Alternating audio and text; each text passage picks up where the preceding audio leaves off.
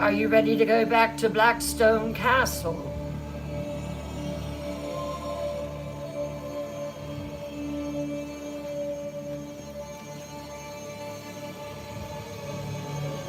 Welcome to Twisted Tales Live. I am your host, Bryn Morgan. I am also a horror author and a lover of scary stories. Do you like scary stories? You do? Then hit that follow button and the notification bell and never miss another Twisted Tales Live. And welcome.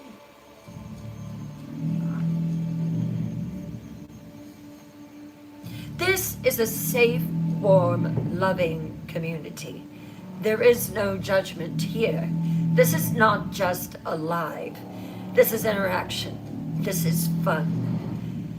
I want you to come in for the next couple of hours and relax. Let the day's worries just melt away.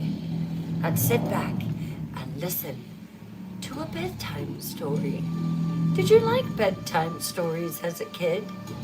I know I did. We have a way of how we go into bedtime story here, though, don't we, night dwellers? Let's begin. I've got a lot of reading to do.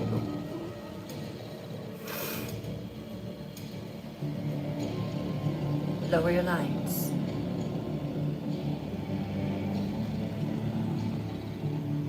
Lock your doors.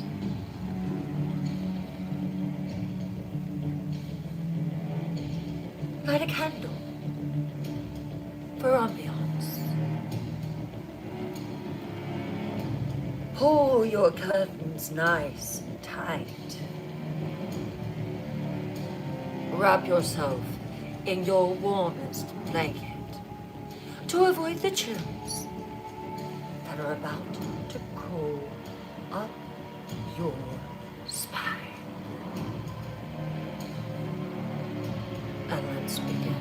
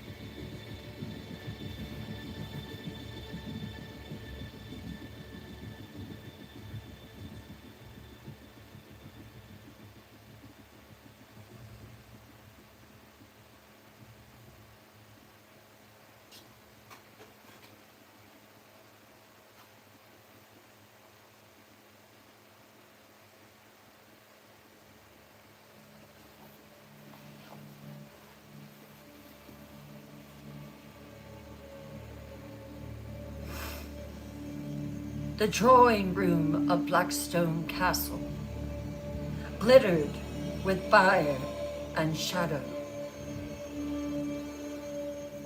Torches burned high in black iron sconces, their flames painting crimson against stone, with already tinted by the eternal moonlight outside.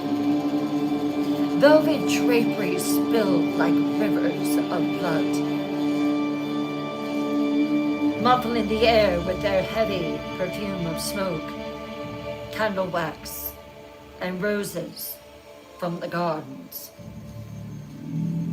Ella sat in her carved throne of obsidian and silver, her poise unshakable, her pale hair gleaming like woven frost. Mina perched upon the back of her chair, turquoise eyes gleaming like twin lanterns in the half light, her gaze darting across every woman gathered.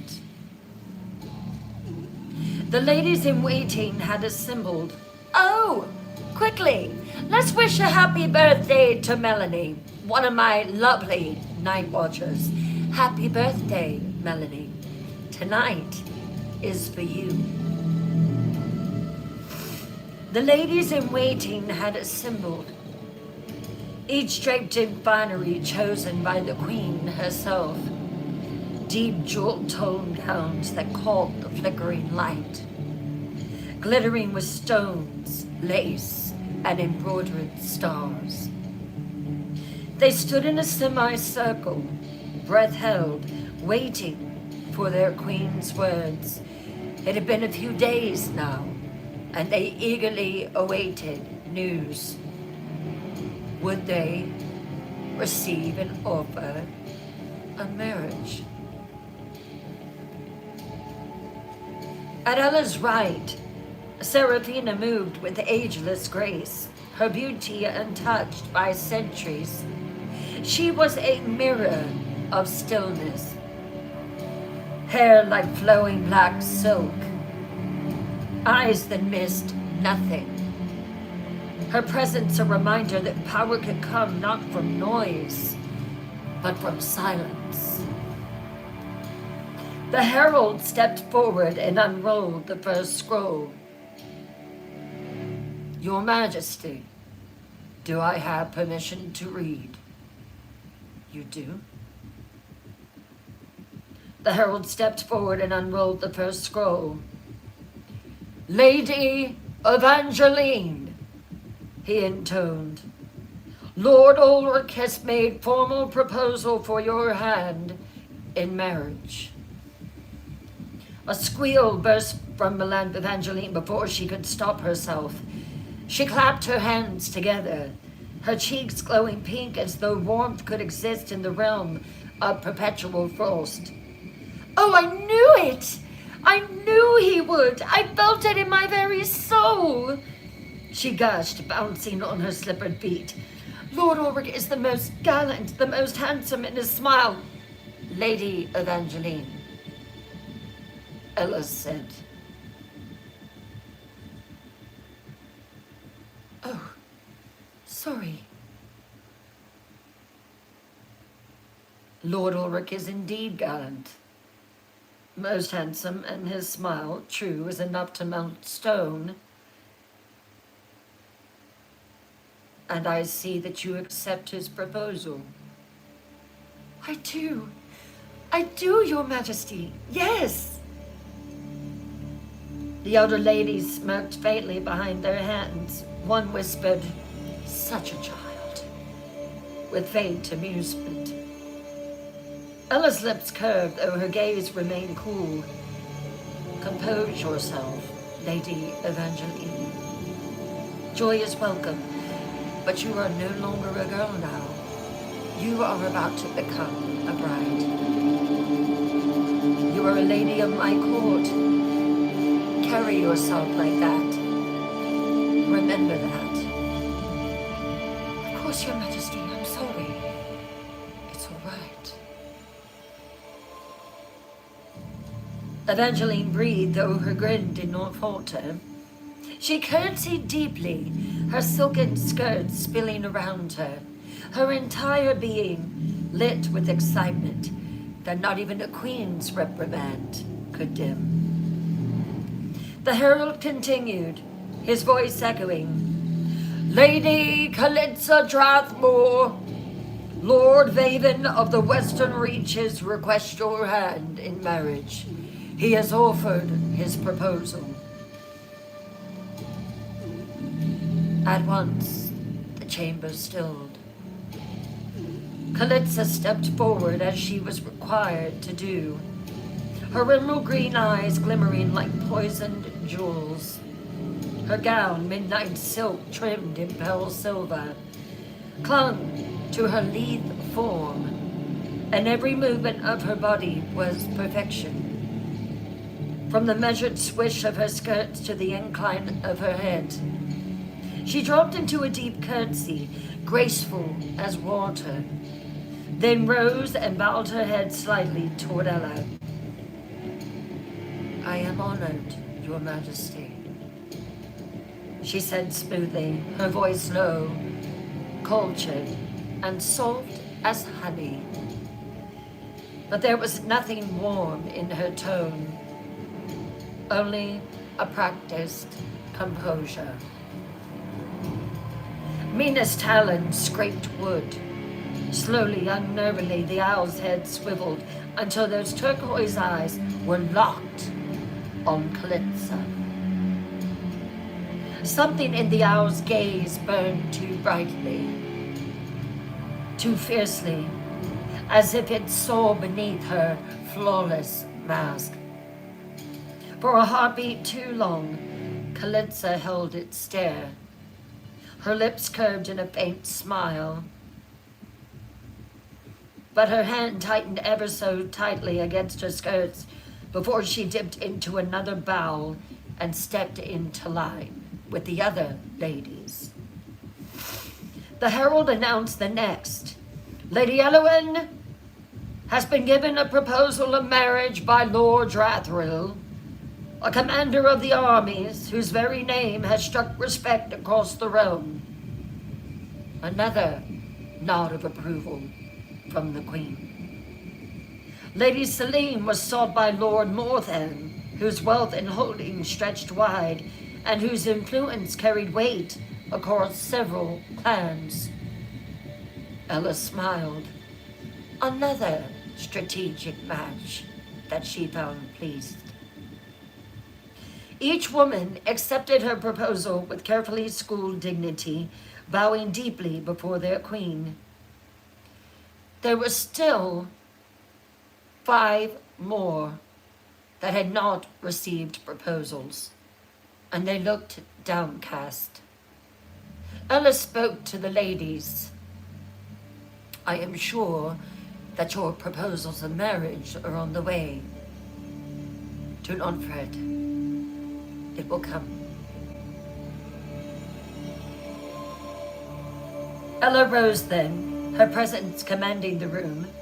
Her gown swept the floor in pale folds, shimmering like captured frost. My chosen ladies, she said, her voice carrying to every corner of the chamber.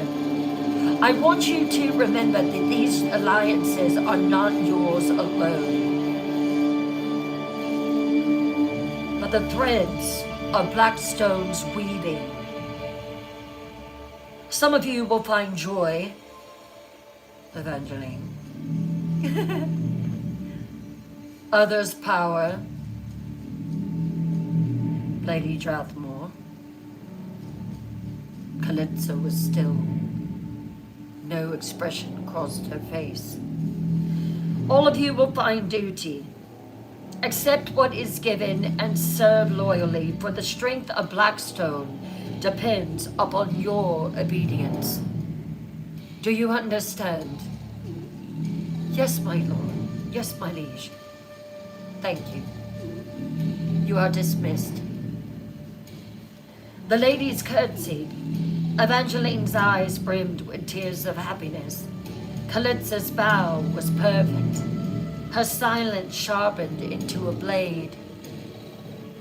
Mina's turquoise eyes blared, never leaving hers, and Serafina watched from Ella's side, said nothing, but the weight of her thoughts pressed as heavily as stone. The Queen's drawing room flickered with firelight, the velvet-draped chamber warm with the scent of roses and blood wine. The ladies in waiting were gathered, their jeweled gowns glimmering, their laughter a low murmur under the crackle of the fire. At the center of it all, Evangeline was aglow.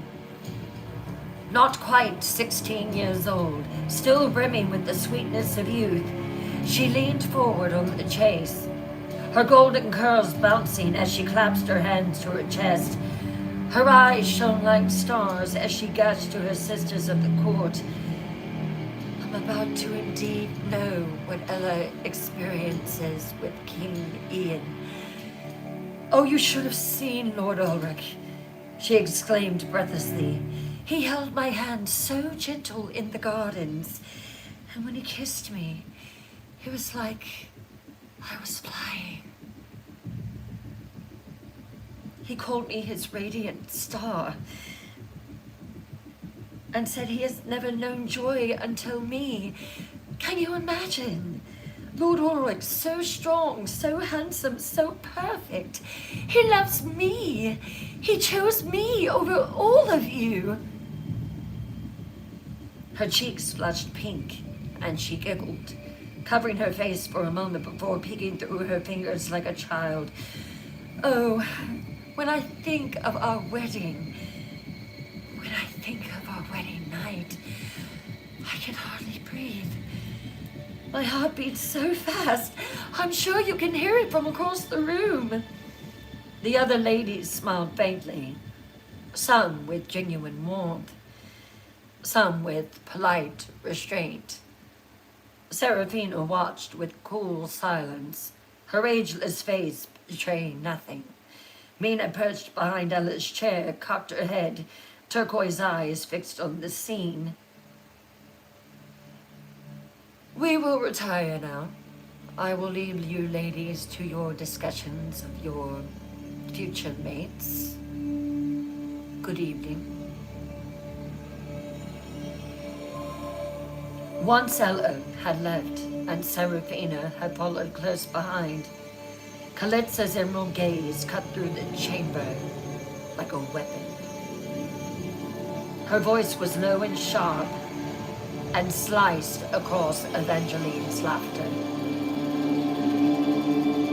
Shut up, you silly, petulant child, or I will shut you up. The room fell silent. Evangelina froze, her wide eyes blinking in shock. Lady Kalitsa, shut up, you foolish little girl. No one else in this room has the power to tell you, but I do. Shut up. She spat, her composure shattering, venom dripping from every syllable. We are drowning in your simpering stories, your pathetic squills. Do you think anyone here cares to hear again how Lord Ulrich kissed your hand and called you pretty? You are not pretty. I am pretty. You are insufferable. You are a child. You are a giddy, stupid child. Enough! The other women stiffened, some gasping softly, some lowering their gazes to avoid the storm that was Kalitsa Drathmore. Evangeline's lip trembled, her golden lashes fluttering as tears swelled in her eyes.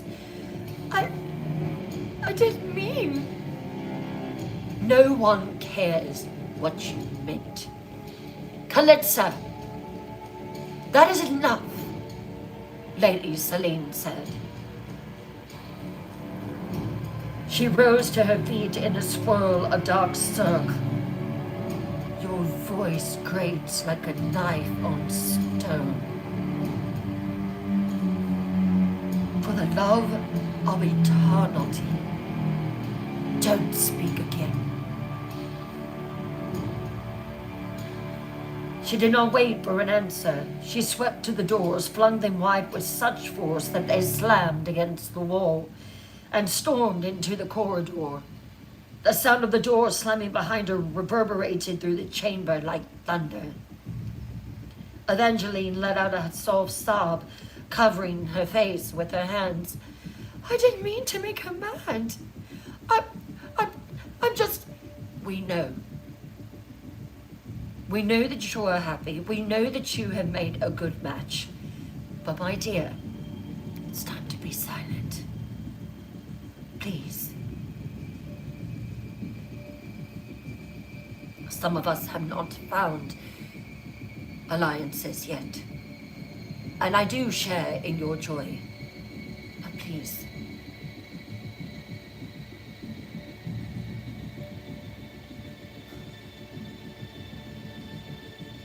Celine comforted her, and the others exchanged wary glances, but not one dared to comment aloud.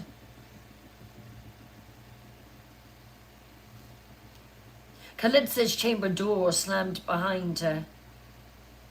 She stalked inside like a storm breaking, her rage no longer containable. She ripped the velvet covers from her bed in one furious yank, sending pillows spilling across the floor. She seized a goblet of blood wine from her table and hurled it at the wall. The silver cup clanged against the stone, scarlet wine splintering like blood. Her emerald eyes glowed as her fangs descended, her fury turning her beautiful face into a mask of wrath. She stalked to her dressing table, seized her gilded mirror, and with a snarl smashed it against the stones. Glass shattered in a spray of glittering shards, reflecting her distorted, furious face. Her nails, long and lacquered, tore into the delicate silk of one of her gowns. She ripped it apart with savage strength, shredding it until fabric lay in tatters at her feet. The sound of silk ripping was drowned by her snarls. Her breath came hard, her chest rising and falling. That simpering child, she hissed, that little twit. I must hear, if I hear one more word of or this, or that. She snarled, pacing, her hair falling loose around her face. In a fury, she seized a heavy silver candelabra, raised it high, preparing to smash it against the window, when she froze. Above her, a sound, a faint rustle, feathers ruffling, shifting. Her head snapped up, her emerald eyes wild. The rafters were cloaked in crimson shadow. The fire casting long, dancing fingers of light across the beams. And there, a movement. The soft brush of wings. And then she saw them. Those two turquoise eyes, glowing from the darkness, unblinking, fixed on her. Her breath caught. Mina. The owl sat in the rafters, head cocked unnaturally, her stare fixed and merciless. Slowly her head turned farther and farther and farther, until it twisted almost fully around, those luminous eyes never leaving Kalitsa.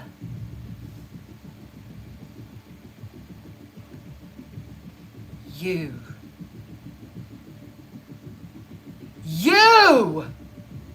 Kalitsa screamed, her voice cracking into a feral snarl.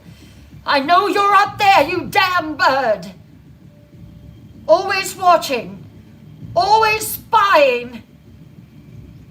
She raised the candelabra as though she might hurl it into the shadows. Your time is short, bird. You will spy on me no longer. Her voice echoed through the chamber, raw with fury. But Mina did not move.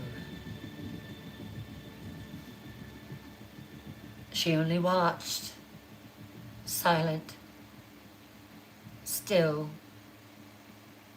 eternal.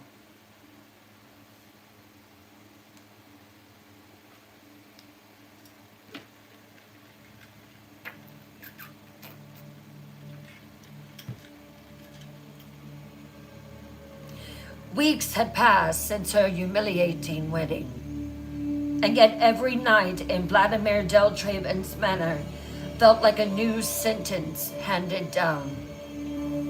The place was no home. Cold stone walls and corridors that smelled of damp earth and ancient death. Vladimir's dead wives haunted the chambers. They would come into her room at night and stare down at her as she slept.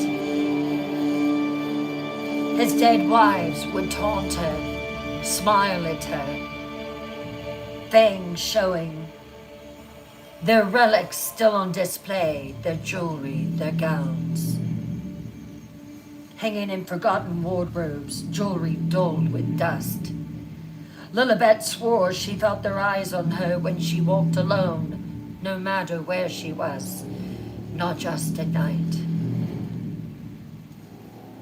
But worse than the manor was Vladimir himself. She hated him. She loathed his voice, his smile, the cruel curl of his lips when he mocked her, which was continuously. She despised the way that he ordered her, controlled her, reminded her daily that she was no longer a Blackstone, but a Deltraven, that she belonged to him, that every word was a chain, every command a lash. And yet, she hated herself more. At night, when his cold hands found her skin, when his mouth pressed against her throat, when his weight bore down on her in the bed, her body betrayed her. She would fight him with words, with snarls, and with clawed hands, hissing that she would never submit.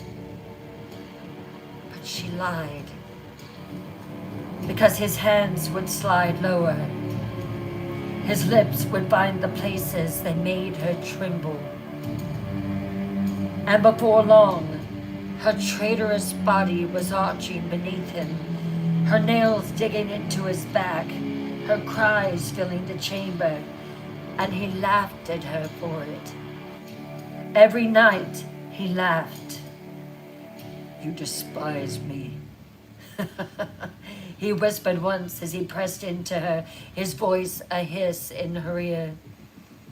"But your body, Lilibet, your body adores me. Listen to yourself. These are not the sounds of hate, my dark dove. These are the sounds of need." Her emerald eyes burned with fury as he thrust harder, wringing another moan from her throat. She turned her face into the pillow, muffling it, but he pulled it back away from her. He grabbed her hair, forcing her to meet his gaze. "There it is," he said, grinning, his black eyes glittering like obsidian. "You can curse me with your lips, but your moans tell the truth. You belong to me, and your body proves it every night, dark dove." Her rage boiled harder and hotter than ever. She wanted to claw his eyes out, to rip his throat open, to end him right there. But the sickening truth was that her body responded to him as though he were the only man alive who knew its secrets. He played her like an instrument, drawing cries and shudders from her that she could not stop. "I hate you." When it was over, she would slide away, curling against the far edge of the bed, wrapping herself in the thinnest sheet, staring at the wall with silent fury. He would stretch back with a smug smile, sipping wine, and cup her buttocks with his hand, watching her tremble in loathing and shame.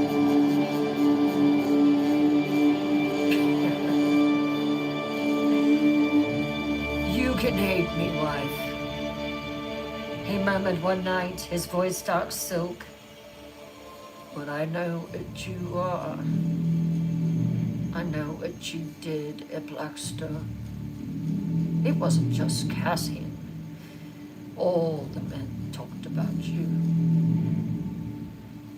Every moan betrays you for what you are, Lilibet Deltraven.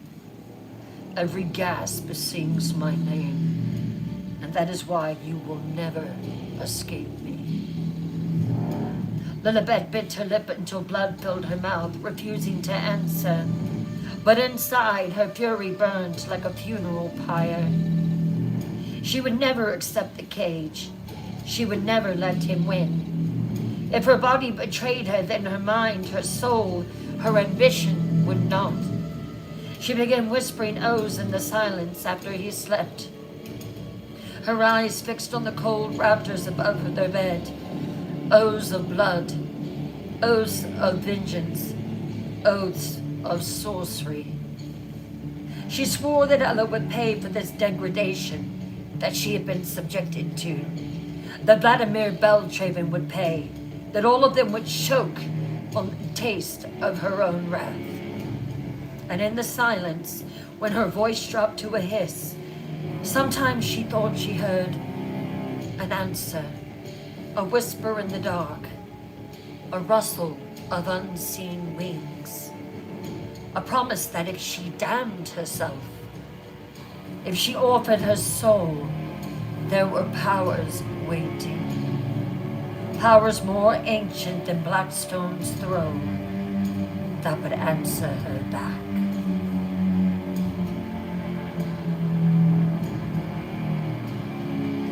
The chamber's walls pressed on her like a prison. The bed was far too large, its silk stale with another woman's scent. The gowns laid out for her were ill-fitting, swallowing her figure as though she were a child playing at nobility. I am a Blackstone, she said to the maids in the room. And he dresses me in this? Can't you do something with it? Don't you have thread and a needle? He will not let us do that, Lady Beltraven. They hung too long at the sleeves, too loose at the waist, as if they had not been made for her, but for the ghost of the wife who came before her. Lilibet seethed as she tugged one of the gowns across her shoulders. He wants you downstairs immediately, my lady. You don't want to raise his ire. You should know that by now. Shut up. What is that sound? Where was that laughter coming from? His cousin has visited from the west.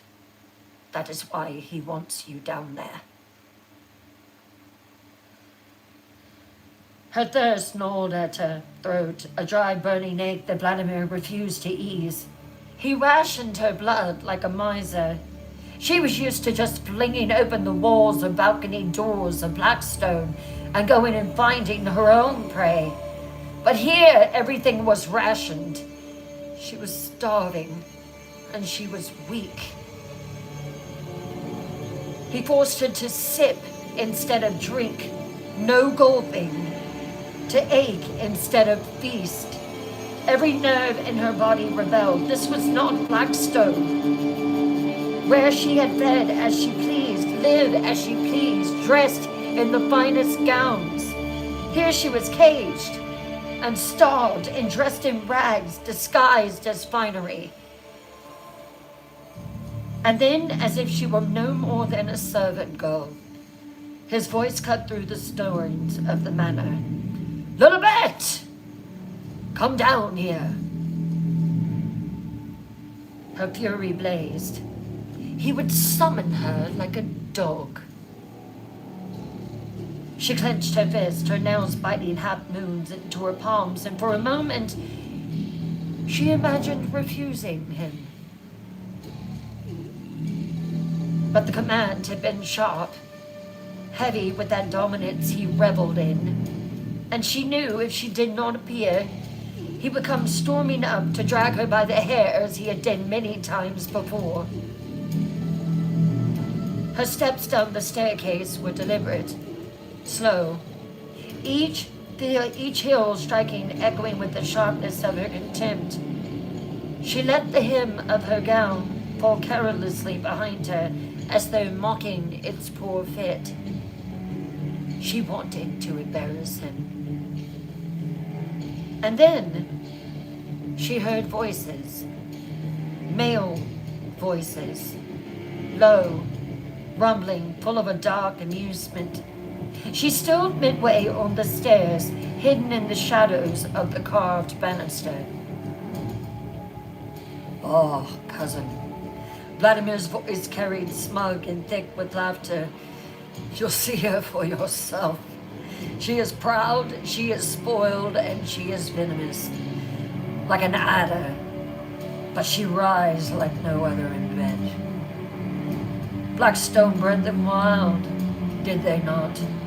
Another man chuckled, a sound smooth as smoke. "Oh, cousin, you speak of her as if she were nothing more than a prize horse you've broken to ruin." "She's broken enough already, if you know what I mean." Vladimir said, the scrape of his goblet against the table sharp in her ears. "She has teeth, I'll give you that, but they snap in nothing now. She is mine now, mine to command, mine to bed, mine to tame." Their laughter filled the hall, and Lilibet's rage cold hotter like a blade heating in the tongue. She stepped down the last few steps, her silver gray eyes flashing beneath the torchlight. Her presence silenced them both. The room seemed to still, the flames bowing to her fury. The truth was, even in these gowns that were far too big for her, she still captivated. She was still a beauty. Vladimir lounged in his chair lazily, goblet in hand, but his eyes narrowed at her defiance. Across from him sat a stranger, his features cut sharper than Vladimir's, darker somehow, his black hair falling in lazy waves about his shoulders. But it was his eyes that caught her and held her. They gleamed not with Vladimir's arrogance, but with something sly, dangerous, and alive. Vladimir said, gesturing with his goblet. "Here she is, the jewel of Blackstone, tarnished though she may be. Come here, my dark dove."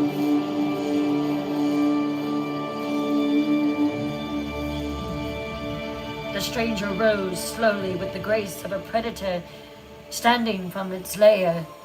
He did not bow, as most men would. He only looked at her, unflinching, raking his eyes over her body in a way that was both brazen and oddly appraising. "So, this," he murmured, voice low, velvet with danger, "is Lilibet Blackstone. I had to see her for myself." "You stand corrected, cousin. She is no longer a Blackstone, and don't say that in my presence again." Vladimir snapped at once, his possessiveness flashing like a whip. "She bears my name. Say it. You don't command me, Vladimir." "What?"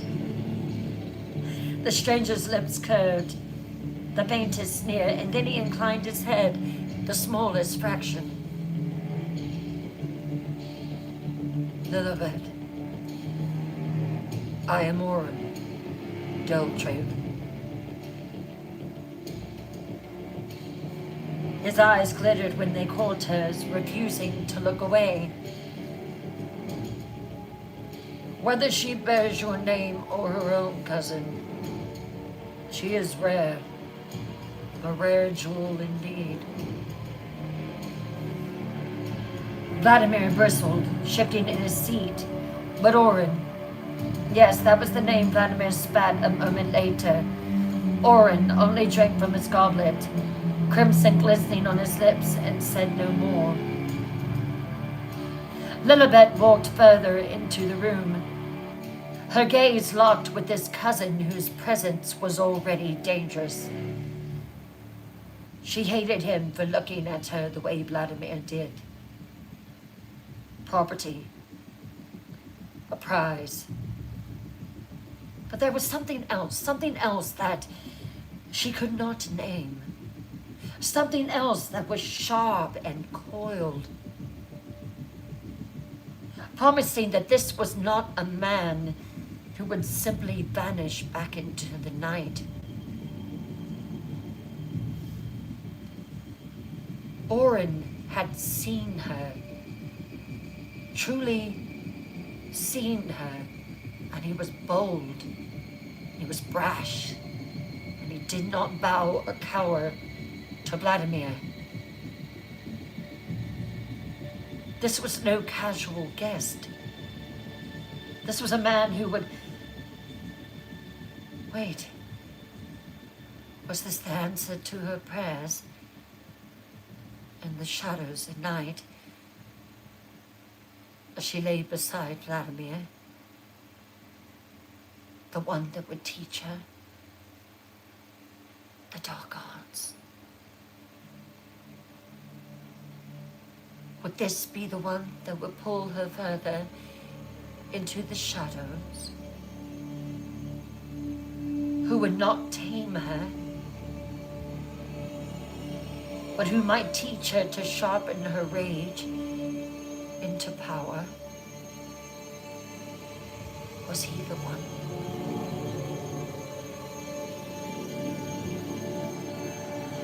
And though her glare never softened, inside she trembled with something she would never admit.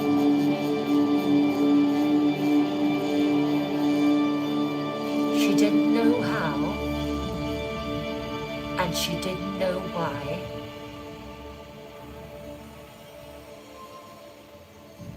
But the path of her undoing, or her rise, had just walked into the room.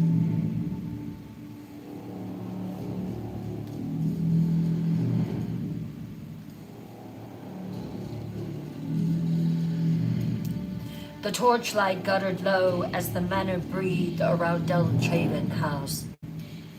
Lilibet lay rigid beneath the thin blanket, every sense keyed to the dark. The night had been a slow suffocation. Vladimir's taunts, his drunken boast, grabbing her body in front of Oren, dancing with her to no music. The way he paraded her like a prize cow to his cousin. And now the house had finally quieted, the great halls empty. She had hoped for sleep, but it wasn't coming. And then she heard footsteps coming up the stairs. She knew that it was not just Vladimir. It was more than one set of footprints. The door banged open and the smell of spilled blood wine rolled in with them. Vladimir stumbled, a goblet sloshing crimson at his lips. Oren followed, far steadier, his silhouette a cut of black against the pale hearth. Vladimir's laughter slurred and cracked like brittle glass as he announced, half joking, half roar, "Tonight is yours, cousin. Sample the jewels." She's been passed through more hands than a chalice. Now she's yours to conquer, once I'm done.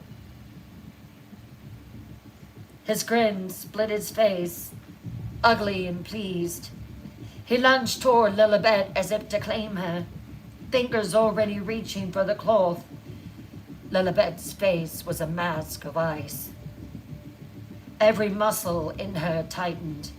Before Vladimir's fingers could find purchase, he pitched sideways, the wine heavy in him, a static O, curse, a lurch, and then he was gone, collapsing in a drunken heap beside the table, snoring like a beast. Silence, thick and heavy. It was just her and Oren. He closed the door softly, leaning against it as though to seal them in. His shadow fell long across the floor. He did not move to the bed. He did not offer the civility of a bow. He simply regarded her. A slow, deliberate inspection that made the skin along her arms crawl. He looked not with the vulgar hunger of Vladimir, but with the cool appraisal of a man cataloging a rare thing. Well, he's out. This is interesting. He stepped forward, each movement purposeful, until the bedpost pressed cold against his shoulder. Lilibet watched him. Instead of speaking, she pulled the blanket up to her chin. She had no illusions. Vladimir had tried to sell her as his property tonight. If she didn't already hate him as much as she could, now she hated him even more. Oren might be merely different, not decent. Her hand tightened on the thin blanket. Her eyes flashed silver gray rimmed with purple. And for a heartbeat, they turned violet fire with the venom that she felt. Oren's fingers moved toward the buttons of his shirt. Not decency, not courtesy, but an unconscious rehearsed motion that might mean many things. Her heart sped up. He was closer now. The scent of wine and something darker at his throat. She noticed in the light from the candles casting shadows on the wall that Oren was much more handsome than his cousin. He was sharper. He had a more chiseled look than Vladimir. A jaw cut like a blade, cheekbones like the facets of a coin, eyes cold as polished steel. The air hummed. She watched him. He had halfway unbuttoned his shirt.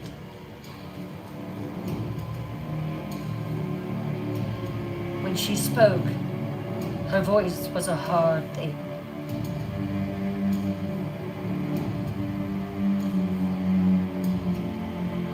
Make one move toward me, and I will rip your throat out, as I have every intention of doing to your cousin one day.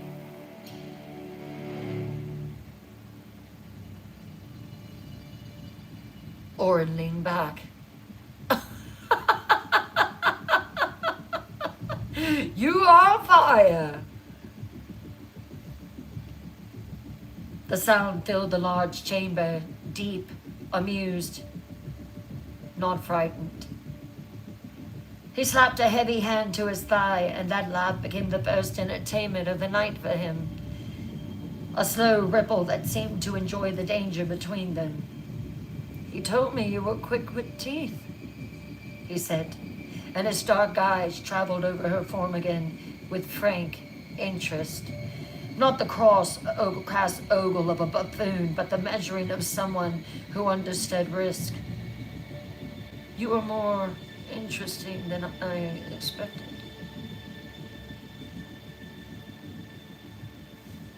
She held his gaze without blinking. Fury and humiliation had long since sharpened into something colder in Lilibet. She would not beg. She would not break.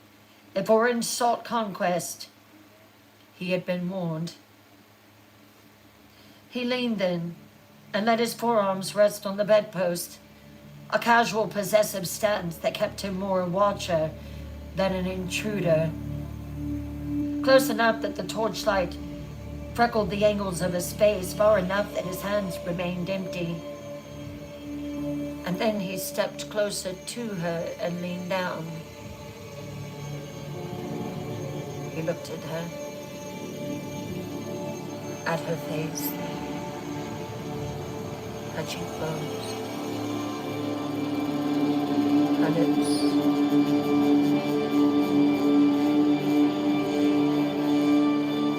And then directly into her eyes, he said,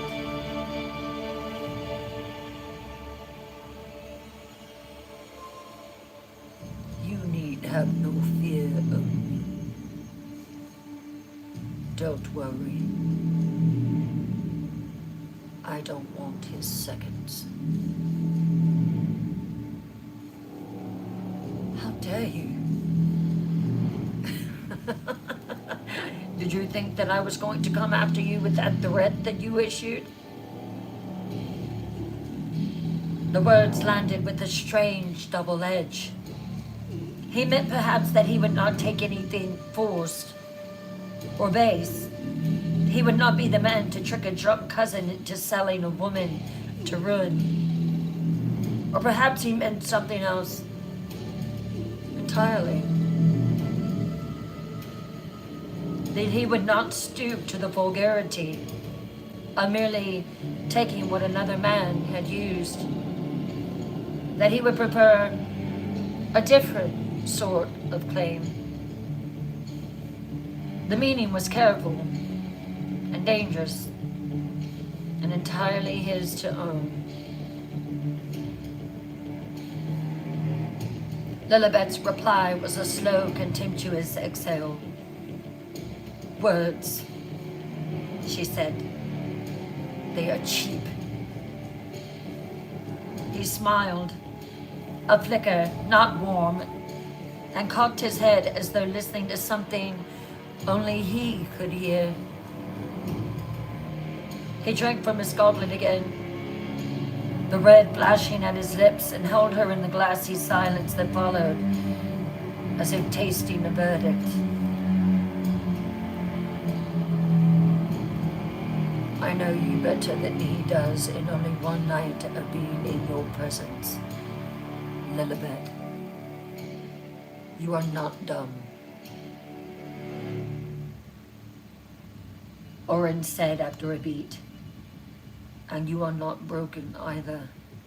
You play your part well. Not in the way that he believes. The stupid oaf thinks that he has branded you, claimed you.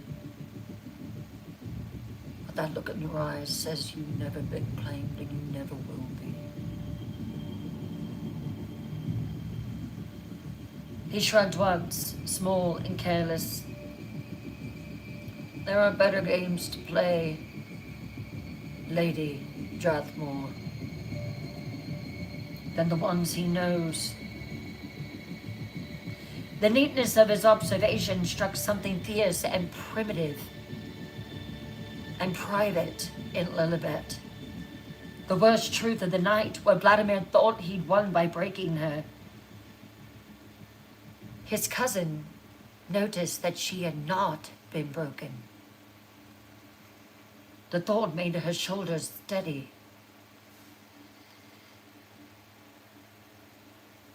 "If you mean to mock me, do it openly," she warned. "If you mean anything else, say it plainly." He regarded her for a long moment, then inclined his head, a gesture so slight that it might have been missed, and stepped back from the post. The motion had the courtesy of a man who knows how to begin and how to wait for consent, yet it left the aftertaste of a promise. Oh, I will have you, but it will be on my terms, not his.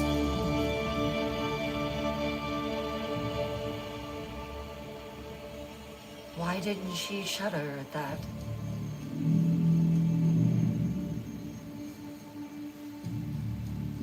Tonight is not for that. I will be here for a while. We will get to know each other better. For now, rest, dark dove. What is it about you? There's something about you that I can't quite put my finger on. What is it about you? We'll learn each other. Miss Deltraven. He used Vladimir's pet name lightly, a private inflection that felt like ownership handed back to the man who'd given it. Lilibet blinched as if struck, fury crackling at the nickname like flint to steel. Oren straightened, turned, and his shadow slid toward the door. The candlelight caught the line of his profile, and for a breath, he paused. And then he left with the quiet confidence of someone who knows exactly when to walk away, and exactly when to return. And he would. When the latch clicked behind him, the room felt emptier and yet more haunted than it had been when Vladimir was snoring on the floor. Lilibet lay back, chest heaving. The blanket, a thin barrier against the chill, and the knowledge that something had shifted in the manor. Oren had not taken her. Had not forced himself upon her. He had instead studied her like an instrument to be tuned.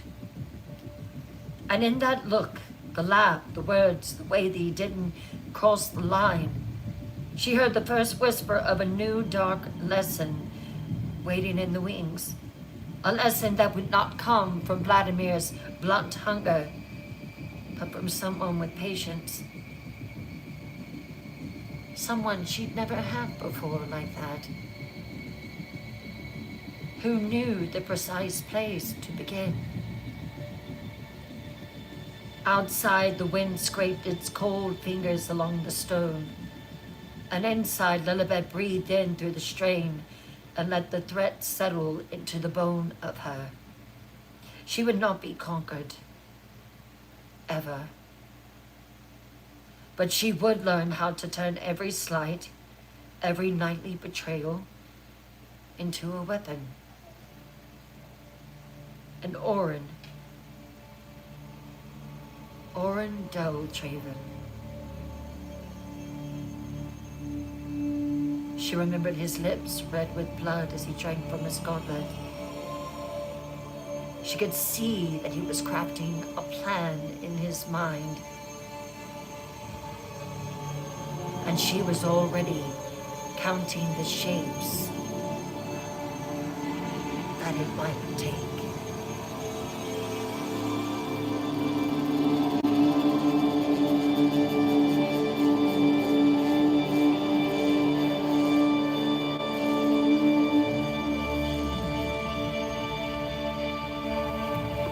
And that is the end of the Crimson Queen for tonight. I'm kidding. We are going to take a 10-minute intermission. And I will be right back. That was mean. I'm sorry. That was mean. I shouldn't have did that. That was so mean. I'll be right back.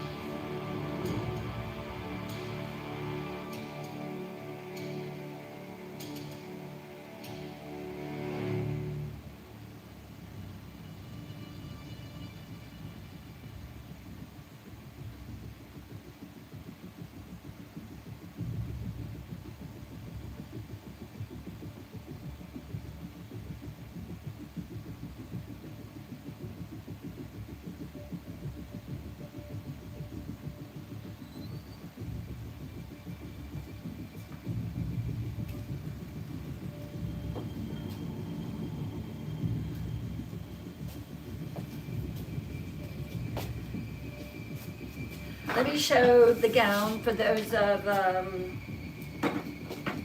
maybe that have not seen it. So this is the Blood in the Snow gown, and it is red. It is long, it is flowy, and it is beautiful. And when you twirl, it twirls with you. Isn't that lovely?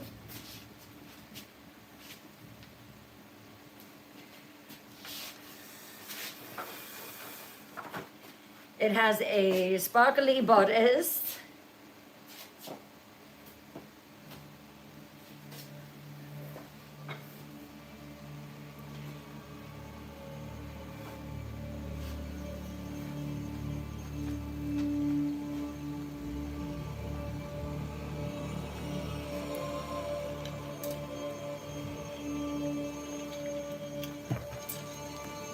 All right, let me come in here and hang out with y'all for a little bit.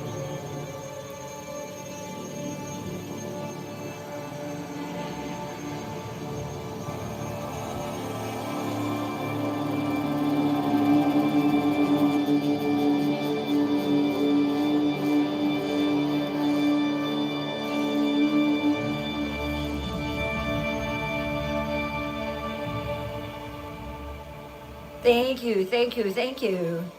Hello, Gina Donato. Welcome in. Gina, do you like scary stories?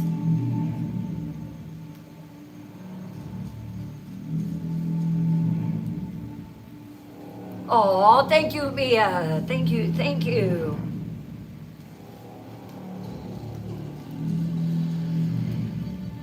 Thank you. Hello, Jess81. You just love those dolls? Yes, I love those dolls.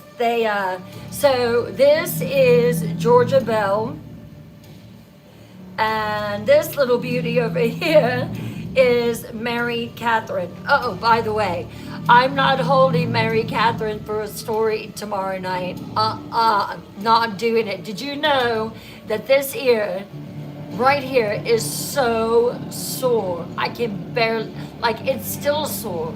I even debated wearing the Crimson Queen earrings because I didn't want to be in pain.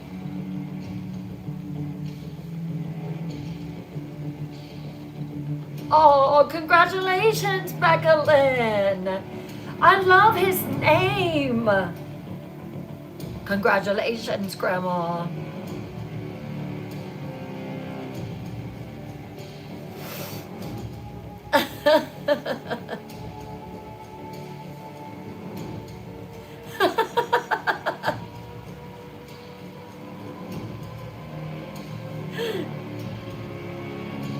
You keep thinking you see the eyes move?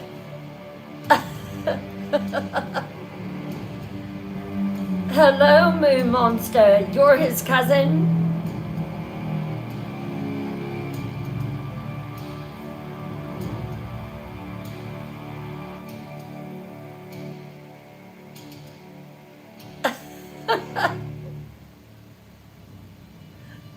That was mean. That was mean, and I'm sorry. I should not have done that. I thought about it halfway through. I'm like, you know what? I'm going to make them think that it's going to be an early night. Y'all know I've never done that unless I am just like in a lot of pain. Y'all know that. A pirate's curse upon you, arg.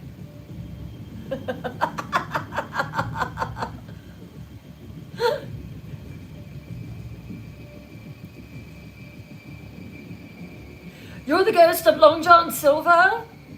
Oh, wow. Thank you, Jess. Thank you.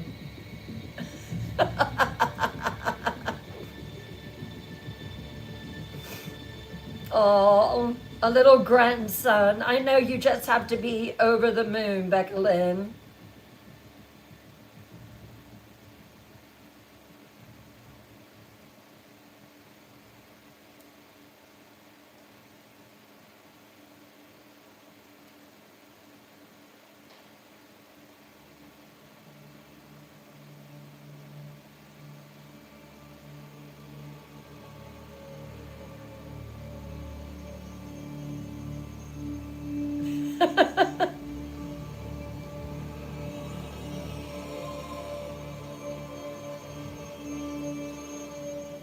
Hello, Susie Q. How are you?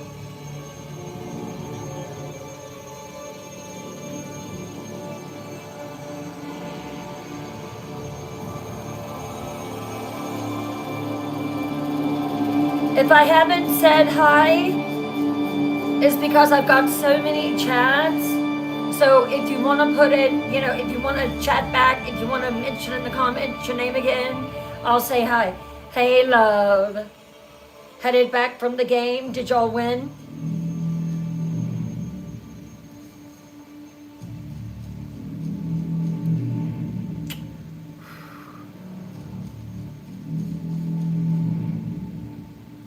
It's your son's birthday, Nana Sherry. Happy birthday, Nana Sherry's son.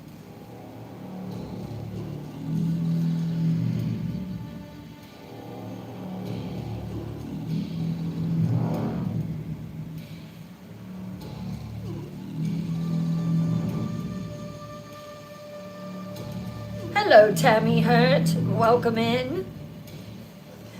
X, you're so funny. You say LOL, hi, honey.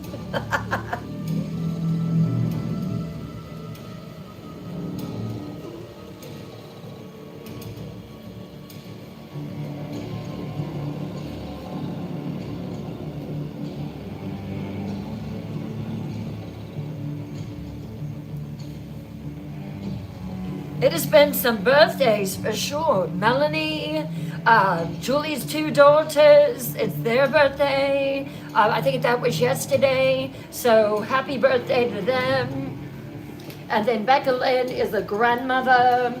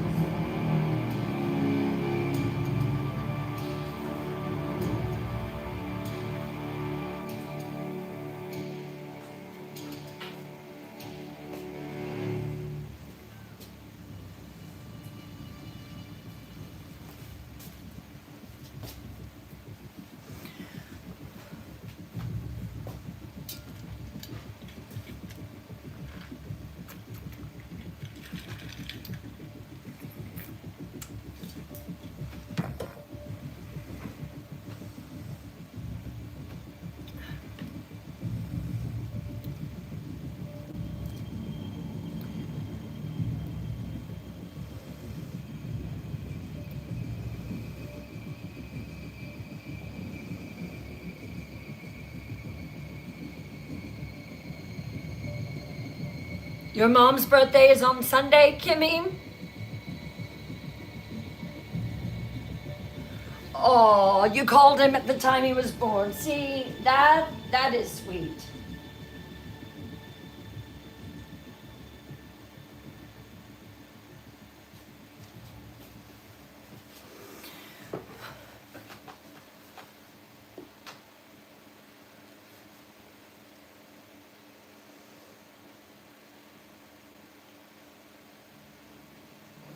Well, happy early birthday to your mother, Kimmy.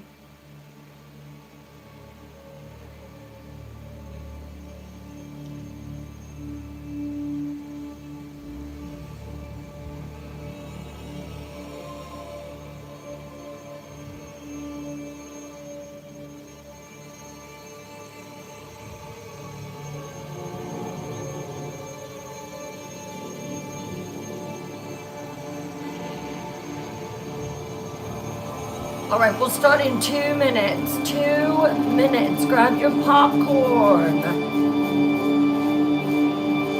I feel like cat hair is flying around my face.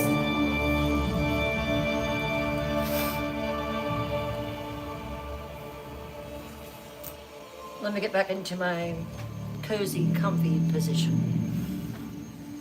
There we go.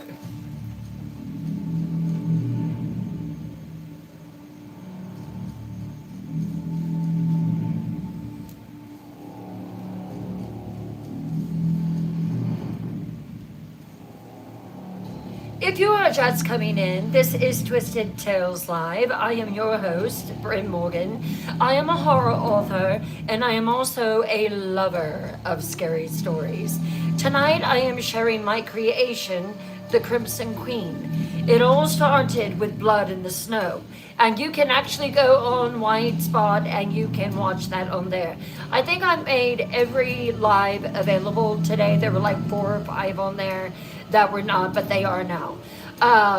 So tonight I am telling the continuance of The Crimson Queen. If you're enjoying it, let me see those red hearts. You just never know what to expect in this book. And let me just tell you, in my mind, Oren, he's a hottie.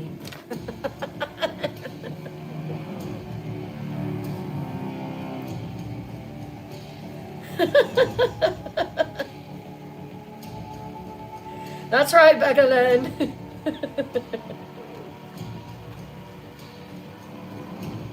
Melanie, did you have a birthday cake?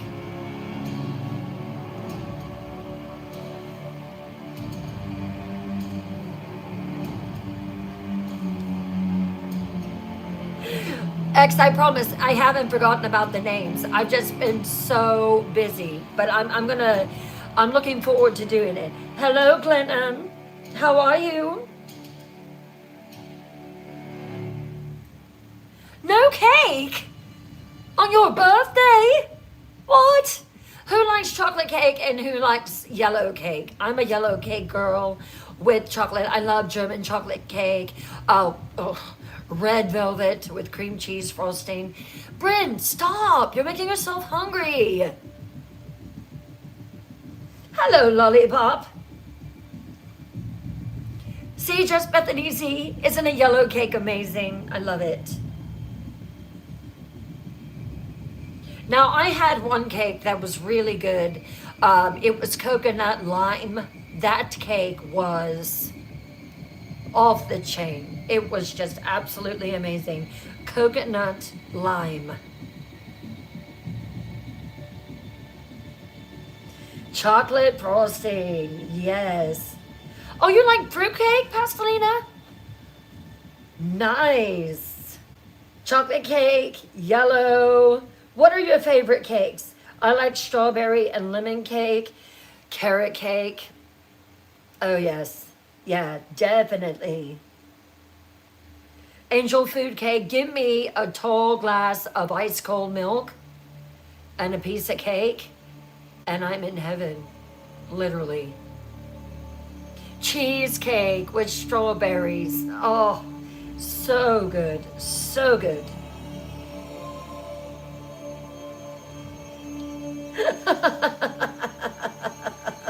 That is too funny. Tomorrow night is the will of fate. Let the will of fate decide the stories I tell tomorrow night. And I'm not holding Mary Catherine. Any cheesecake you love? What about turtle cheesecake? We had turtle cheesecake the other night. It was amazing. You love Will of Fate night, Becca Lynn? Oh, banana cream cake and cheesecake and chocolate cake. We have a lot of banana pudding here in South Carolina. And I had a lady, it was my birthday, and she made me a banana pudding cake. Out of this world.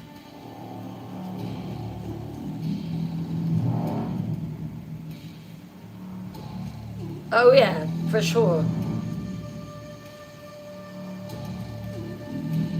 Also, I have a new TikTok page called Whispers in the Dark, and all that I post on there are scary stories. That is it. So I post them at 10 p.m. each night. I didn't do it last night, but there is one ready to go for tonight. And this story was sent to me by Edie. She sent it to my haunting at Bryn Morgan, hauntingbrynmorgan at gmail.com, and sent this story to me, and it is absolutely terrifying. If you have a story that you want to share, but you don't want to do it live, but you would like for me to do it, just let me know. You can send it to hauntingbrynmorgan at gmail.com, and I go in there and look at all the stories that are sent every day.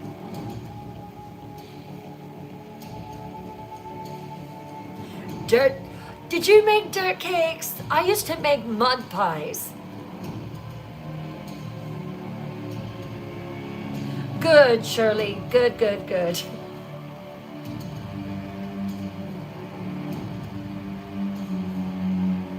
You dare me to hold Mary Catherine? Oh. No. No, no, no. All right, let's get back into the reading. We still got a little bit to do.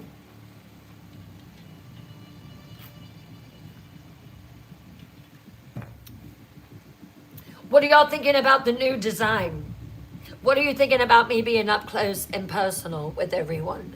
What do you think of the music? I think everything sounds better in this space. I truly, truly do.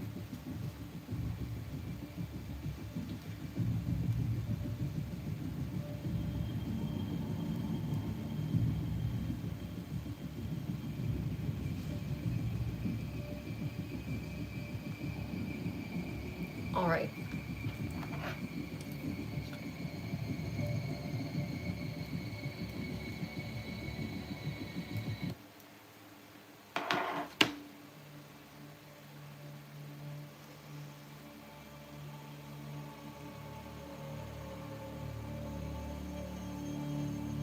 Good, good. Glad y'all love it.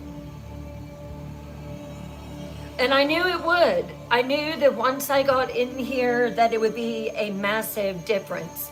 And you know what? The back pain is worth it. I'm so glad.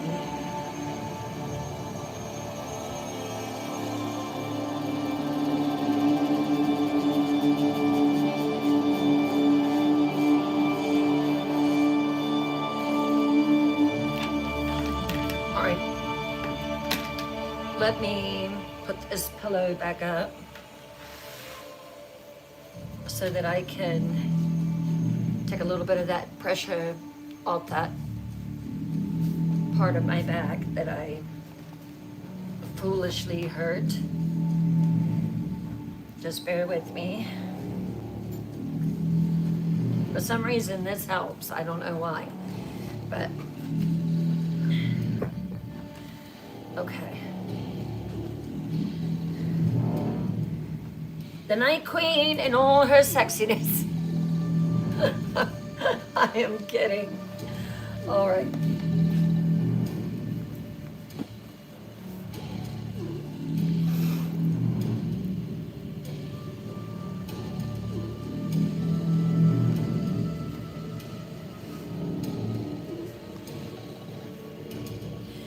The drawing room of Blackstone Castle was awash with laughter.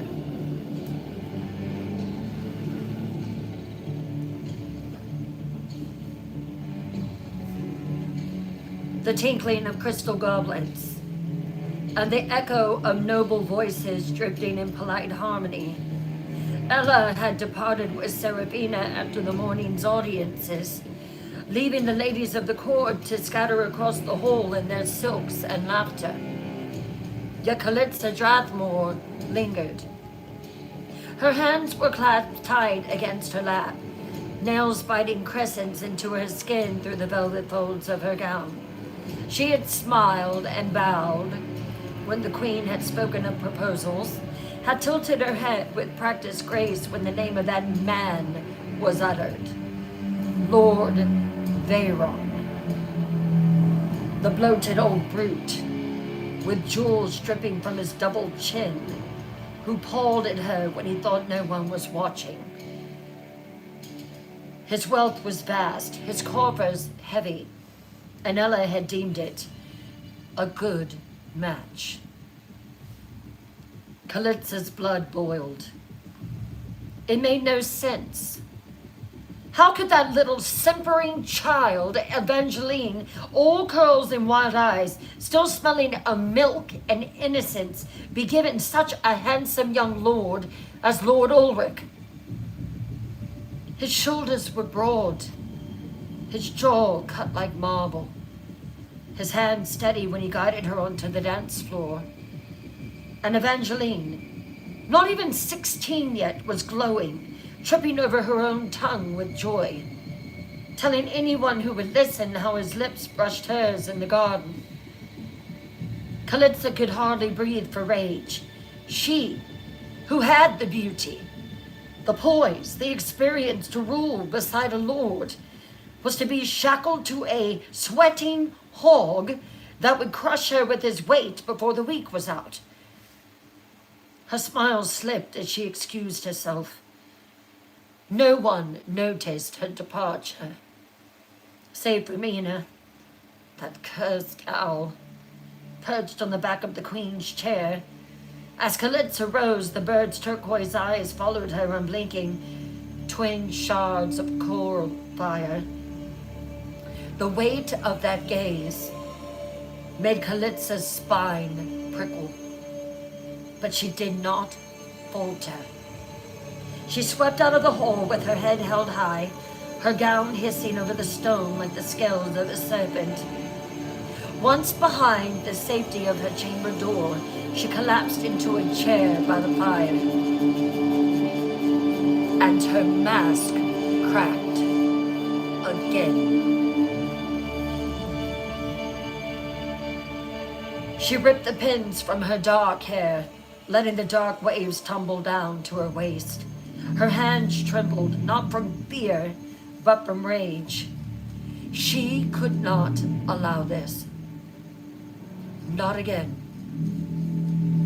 She would not be given scraps when she deserved the crown. The thought came slowly at first, then sharper, clearer, as though whispered by some unseen voice in the flames. There were ways, darker ways. Blackstone was rife with whispers of a woman who had turned to craft, a woman who had given blood and bone to bend fate to her will. And Callista remembered, buried in the dust of her ruined past, she remembered the witch's name. It was a witch who lived deep beyond the Blackstone realm, in a cave, twisted and ancient with the face like bark and eyes like coal. Kalitza had heard of her long ago when she was still a Drathmore heiress, before she had been cast out in disgrace. They said that she could weave spells to change destiny, to bind love, to kill birds that spied in the night, no doubt. Kalitza leaned forward, her heart pounding, lips curling into a slow, wicked smile. Yes, she whispered into the fire, raising one sardonic black brow. Yes, the witch will do nicely. She pictured Evangeline's simpering face, flushed with childish joy, whispering Ella's name as if it were sacred. Kalitza's nails dug into the arm of her chair until the wood creaked. She imagined Mina's turquoise eyes flashing in the rafters, that cursed bird watching her every step. Both obstacles, both could be easily removed. A spell. Yes. A spell. A spell strong enough to ruin that brat's match. To twist Lord Ulrich's affections to her. To snap the neck of that owl in the rafters. But such spells would cost her dearly. The main spell was to get rid of him, Lord Veyron. How dare he to think that he could put his hands on her body. Kalitza rose and looked out the window. She knew such spells would cost her dearly. She would have to go. She would have to kneel before this witch. Maybe she would even have to bleed. Kalitza rose from the chair and crossed the chamber to the mirror. Her reflection stared back at her. Pale, flawless, unmarked by hardship, her emerald eyes gleaming like polished jewels. No one looking at her would see desperation, only beauty. Only the perfect lady in waiting. She touched the glass, whispering to her own reflection as though to a confidant. I will not be chained to that man. I will not be humiliated by a child's good fortune. I will not be spied upon by a bird. Her voice grew lower and more venomous. I will have what I want, whatever the cost. And with that, Kalitza Drathmore smiled. A cold, poisonous smile that could curdle blood, and begin to plan her secret journey to the witch of the deep caves. Kalitza Drathmore paced her chamber like a panther in a gilded cage. It was time. The fire spat and hissed its glow, painting her emerald eyes with shards of green flame. The queen's words replayed in her mind. Lord Veyron will call again, Lady Drathmore. He is a stable match. He is a wealthy one. Stable, wealthy, and utterly repulsive. But her plan had increased, had deepened. She wanted his wealth. She wanted the jewels, she wanted the gowns, she wanted the lands. And the plan was in place. She would go to the witch. She would tell her to make something, to slip it into his drink on the night of their wedding, and then, when he drank it, he would die. Yes. And she would be Lady Veyron, a widow. She would have everything. All of it. It was perfect. What could she take to the witch? She knew there would be a high price. She knew that there would be a high demand. What could she take? Jewels, baubles, trinkets, whatever. She would miss them. Yes. And then she heard a knock on the door. Lady Strathmore? It was Evangeline. She said nothing. Lady Strathmore, may I please come in? May I speak to you? I'm sorry that I did what I did. I did not mean to upset you. Please, Lady Strathmore, let me come in. I have so much I want to talk to you about.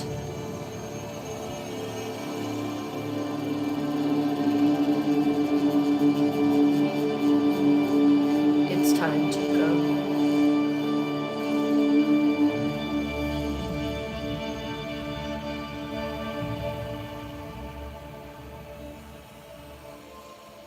There she was, that simpering whelp, Evangeline, apologizing. But it was too late. She had paraded her girlish blushes like a crown that she hadn't earned. The injustice gnawed at Kalitza until her jaw ached from grinding her teeth.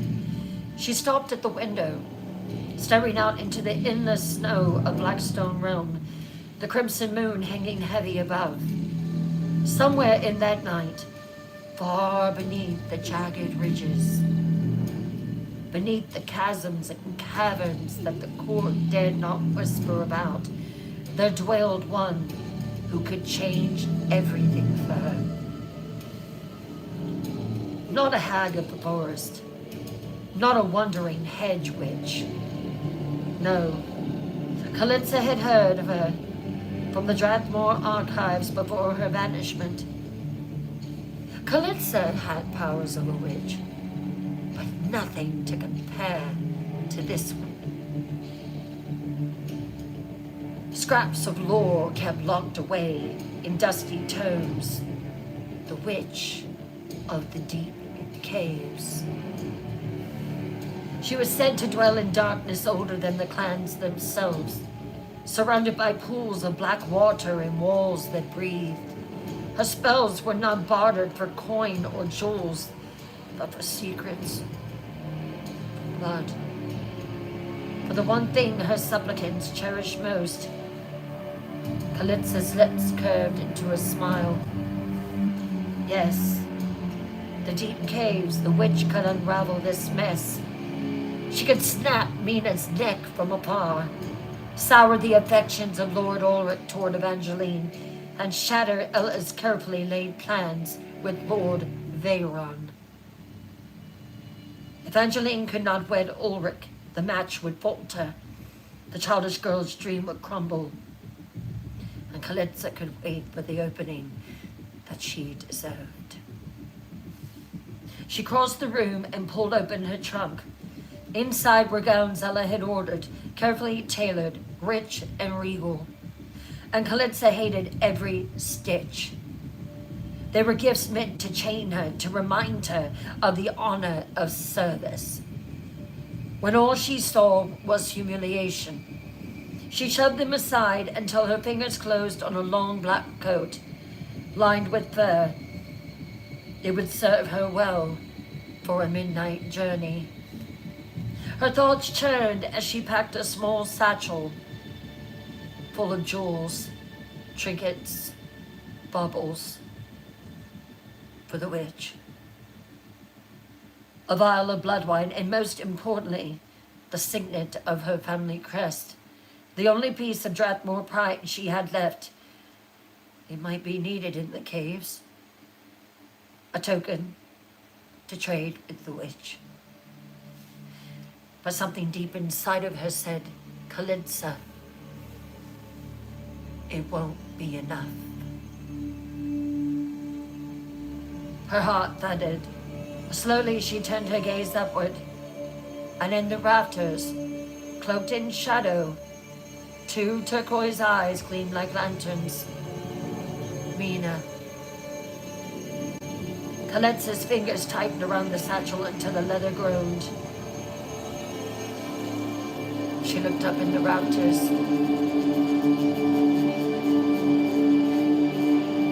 She opened up the balcony doors. She pushed the cloak around her shoulders. The wind hit her in the face, blowing her hair back like a black veil. I will not be chained to that lord. I will not live beneath that girl's laughter. I will not be mocked by a bird. I will have what I want, and I will have it soon. The crimson moon bled its light through the chamber window, and Kalitsa Drathmore, mask of poise stripped away, raised her arms, and her arms transferred into black wings. The night was endless in Blackstone. The crimson moon, heavy and swollen, above the castle's black towers. She stood on the balcony, looking down at the snowy expanse below. The wind howled through the turrets, beckoning her outward, away from the gilded prison of court. She did not hesitate.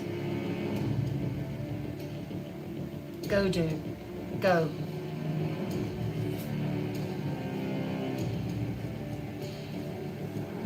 With a whisper of fabric and a snap of air, she leapt from the balcony, her form shifting mid-fold. Dark wings burst wide, stretching powerful and sleek. The night swallowed her as she soared upward, the cold wind slicing against her face. She gasped, not from fear, but from sheer exhilaration, the taste of freedom, the rush of speed. Snow tore past her cheeks like needles, but she only laughed, wild and breathless, her emerald eyes shining in the moonlight.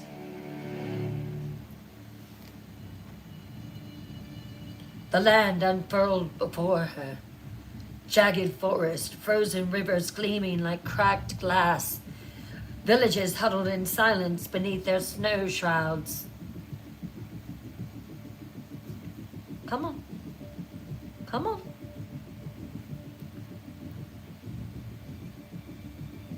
For a moment, she felt invisible, unchained from the fat lord Ella sought to tether her to, untouchable by Mina's watchful turquoise eyes, far from the giddy giggles of Evangeline. But the hunger stirred. She was so hungry lately, as if she could not get enough blood. Plight demanded energy, and Kalitsa's stomach twisted with the sharp pang of need. Her eyes scanned the snowy plain below, and there, like moths dancing carelessly in the dark, a group of boys were running across the ice, laughter carrying faintly on the wind. They looked no older than 12 or 13, their cheeks flushed with frost, their voices shrill with joy as they chased one another with sticks. Her lips curved into a smile, fangs glinting in the moonlight. Like mice, she thought. She folded her wings and dropped, At a fast speed, the air screamed faster as she plummeted, her cloak snapping behind her like the tail of a great black comet. The boys looked up too late. With the shriek of a hawk, she seized two of them, her claws digging into shoulders and arms as she swept them skyward, their screams ripping into the night. One wriggled and kicked, his cries splitting the stillness. Kalitza sank her teeth into his throat before the others could blink. Warm blood flooding her mouth, hot against the winter air. The boy went limp, dropping his stick to the snow below. The other boy shrieked and sobbed, beating his fist against her until she tired of the noise. Come, boy, feed me. She drained him just as swiftly, tossing their lifeless bodies into the drifts where crimson stained the snow like spilled wine. The remaining boys scattered below, shrieking in terror, vanishing into the trees like frightened rabbits. Kalitza licked her lips, her emerald eyes glowing brighter now with the rush of strength and satiation. The wind caught her wings once more, and she rose, laughter bubbling in her throat, cruel and gleeful. Let the peasants whisper of monsters at night. Let them shiver at the thought of shadows swooping from the sky. She was that shadow. She was that storm. Ahead, the cliffs yawned wide, and the mouth of the deep caves loomed black and jagged against the snow. The air that seeped from them was colder still, sharper, tainted with the smell of damp stone and something older, something foul. Even the wind hesitated at the threshold to the caves. Kalitza folded her wings and dropped onto the rocky ledge, her boots crunching frost. She pulled her cloak tight, the stolen warmth of her meal still coursing through her veins, defiance burning hot in her chest. She knew it. The witch was waiting. And Kalitza, renewed, dangerous and merciless, descended into the dark.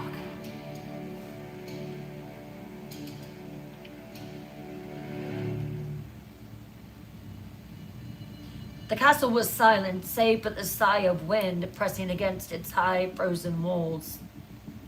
The torches guttered low in the corridor, their flames painting long shadows that stretched like claws over stone. Seraphina moved with the grace of centuries, her dark hair unbound, a cloak of midnight velvet falling around her shoulders. She was not one to wander at night without purpose, and tonight she felt that there was. Every step she took was measured and precise as she climbed the stone steps of Blackstone Castle. So when she rounded the bend and saw a slip of white gown drifting ahead of her, she halted. Evangeline! The girl jumped, spinning, clutching the folds of her gown to her chest as though caught in some forbidden act. Her cheeks were flushed pink, her curls tangled from restless fingers. Wide, naive eyes blinked up at Seraphina like a child caught in a lie. My Lady Seraphina, she stammered, her voice thin and breathless. Forgive me, Seraphina's eyes narrowed. What are you doing wandering the halls of this castle at this hour? Evangeline's gaze dropped to the flagstones. Her voice tumbled out in a rush. I couldn't sleep. It's been weighing on me terribly, Lady Seraphina. My behavior in the drawing room earlier. Lady Kalitza was so gracious, and I fear I've spoken too much of my own affairs. I didn't mean to seem so full of myself.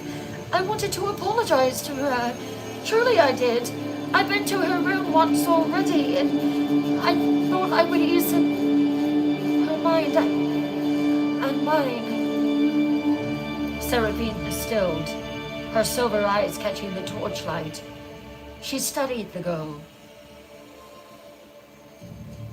Her sincerity, the way her hands twisted together nervously. So unlike Kalitza. So unlike the others who played their games at court, Evangeline was a child yet, sweet and foolish. You were headed to Kalitsa's chamber at this hour.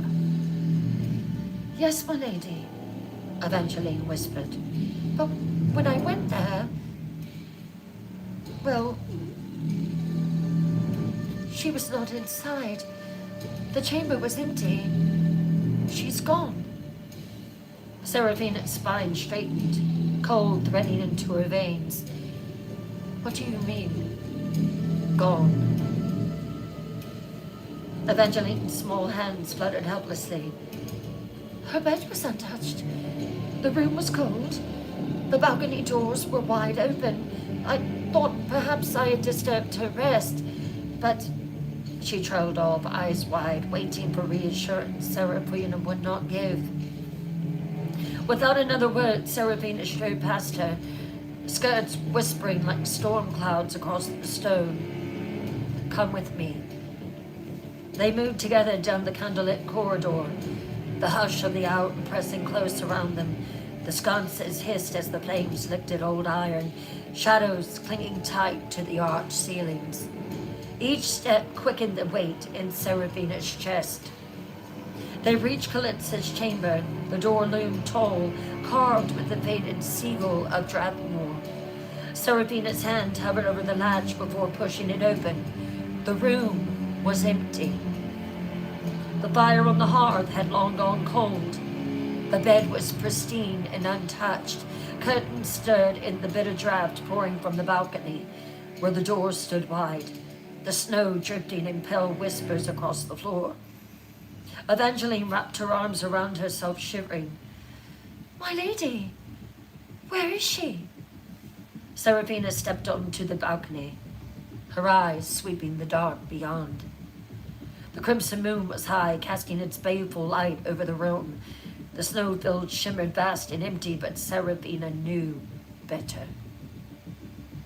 Her instincts, honed by centuries of betrayal and loss, twisted tight inside her.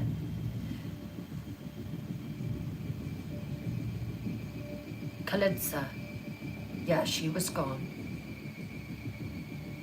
She had not wandered down the halls. She could smell her scent on the air. Kalitsa had flown. She had taken flight. But to where? She turned back to the chamber, her expression carved from stone.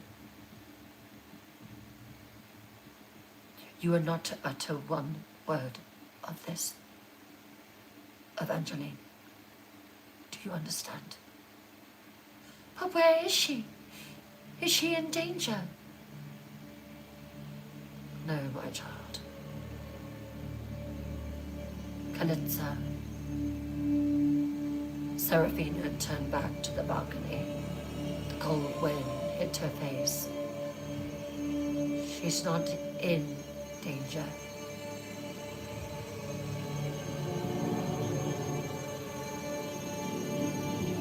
She is danger.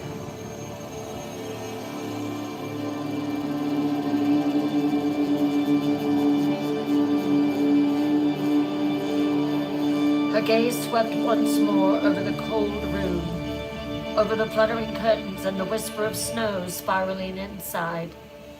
Already she felt a tremor of something stirring beyond the castle walls, beyond even the reach of Blackstone's law. Kalitsa Drathmore was playing a game that none of them could afford. Kalitsa landed on the jagged rocks just outside the mouth of the caves, her boots striking with a hollow echo that traveled down into the earth. The wind still clung to her cloak, whipping the silken fabric like dark wings at her back. Above, the eternal snowfall swirled, but here at this mouth of this place, the flakes refused to fall, swallowed by some invincible, ancient force. The entrance yawned before her, tall and jagged, its edges bristling with stalactite sharp as fangs. Stalagmites thrust upward like spears, crooked and glistening with a mineral sheen, creating a natural archway that looked less like stone and more like the gaping jaws of a beast long petrified. Kalitza moved forward, the first crunch of her boot against gravel reverberating down into a silence so thick it pressed at her eardrums.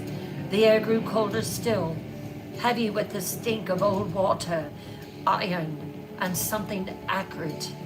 The sulfur burned and left to rot. A pool stretched before her, vast and black, its surface so still it reflected nothing, not her pale face, not the faint shine of her emerald eyes, not even the glint of the moon that lingered faintly at the cave's mouth. The water seemed to drink in all light, as if it were alive, as if it waited. Kalitza paused at its edge, her gaze narrowing. This was it. She'd either turn around and go back to Blackstone, where it was probably already realized that she was missing, or she walk into the cave and search for the witch.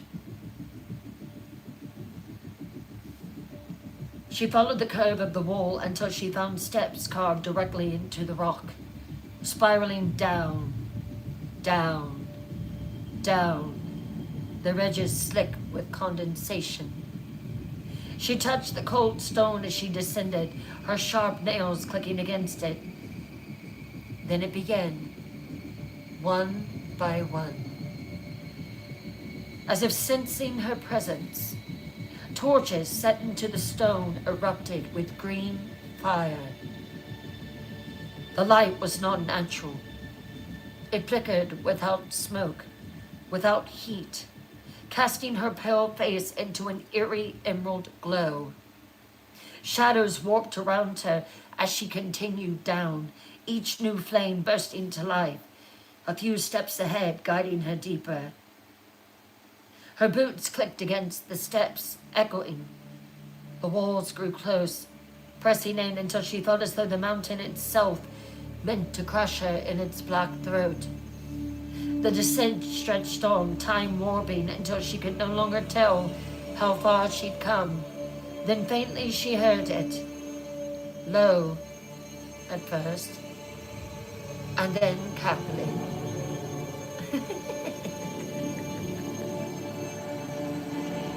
A laugh that was neither male nor female, but something older,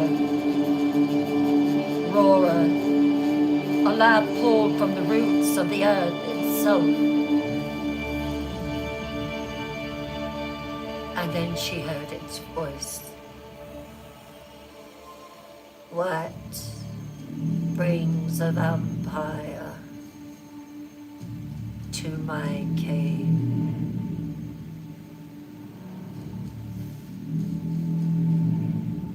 Kalitza froze. Her breath caught.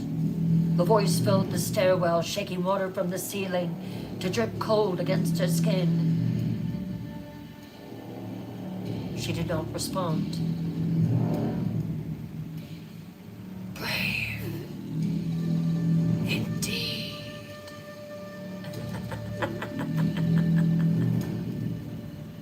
It crooned, echoing from every direction at once. Her emerald eyes flicked upward, but there was only darkness above. She pressed forward because she could not falter. She was Kalitza Drathmore, and no voice, no witch cloaked in shadow would see her tremble. The steps curved sharper, steeper, carrying her deeper into the bowels of the world. The torches ignited faster now, bursts of green flame flaring so bright they made her flinch. The laughter chased her, always just ahead, always curling around her ears. At last the stair opened into another vast chamber. She stepped onto the stone floor and stilled. Wind. It howled here, rushing up from unseen depths, tangling her cloak, whipping her hair across her face, It was cold enough to sting her skin. She narrowed her eyes against it, and then she felt the wet kiss of rain. Impossible.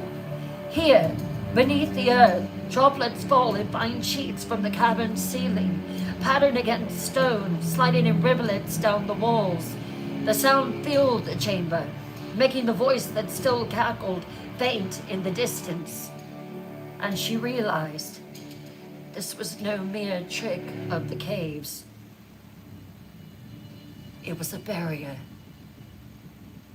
a gate, a protective veil between her and whatever dwelled deeper in the caves. The air pulsed with it, thick with enchantment so potent she could taste it on her tongue. Bitter, metallic, burning like copper blood. She stood at the threshold, her body braced against the wind, her eyes narrowed against the rain. Beyond, the shadows churned and the laughter rose again. Kalitza Drathmore did not move. Not yet.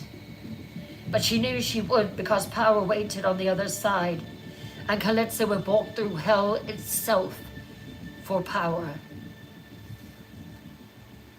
Kalitza took one step forward, and the wind struck her like a fist. Her cloak gripped behind her, snapping like the wings of some wild beast. Her hair lashed across her face, stinging her cheeks. The rain wasn't soft, it was sharp, each drop pelting her skin like needles of ice, soaking her gown until it clung to her body in heavy folds. She raised her arm to shield her face, emerald eyes narrowed into slits, and pressed on.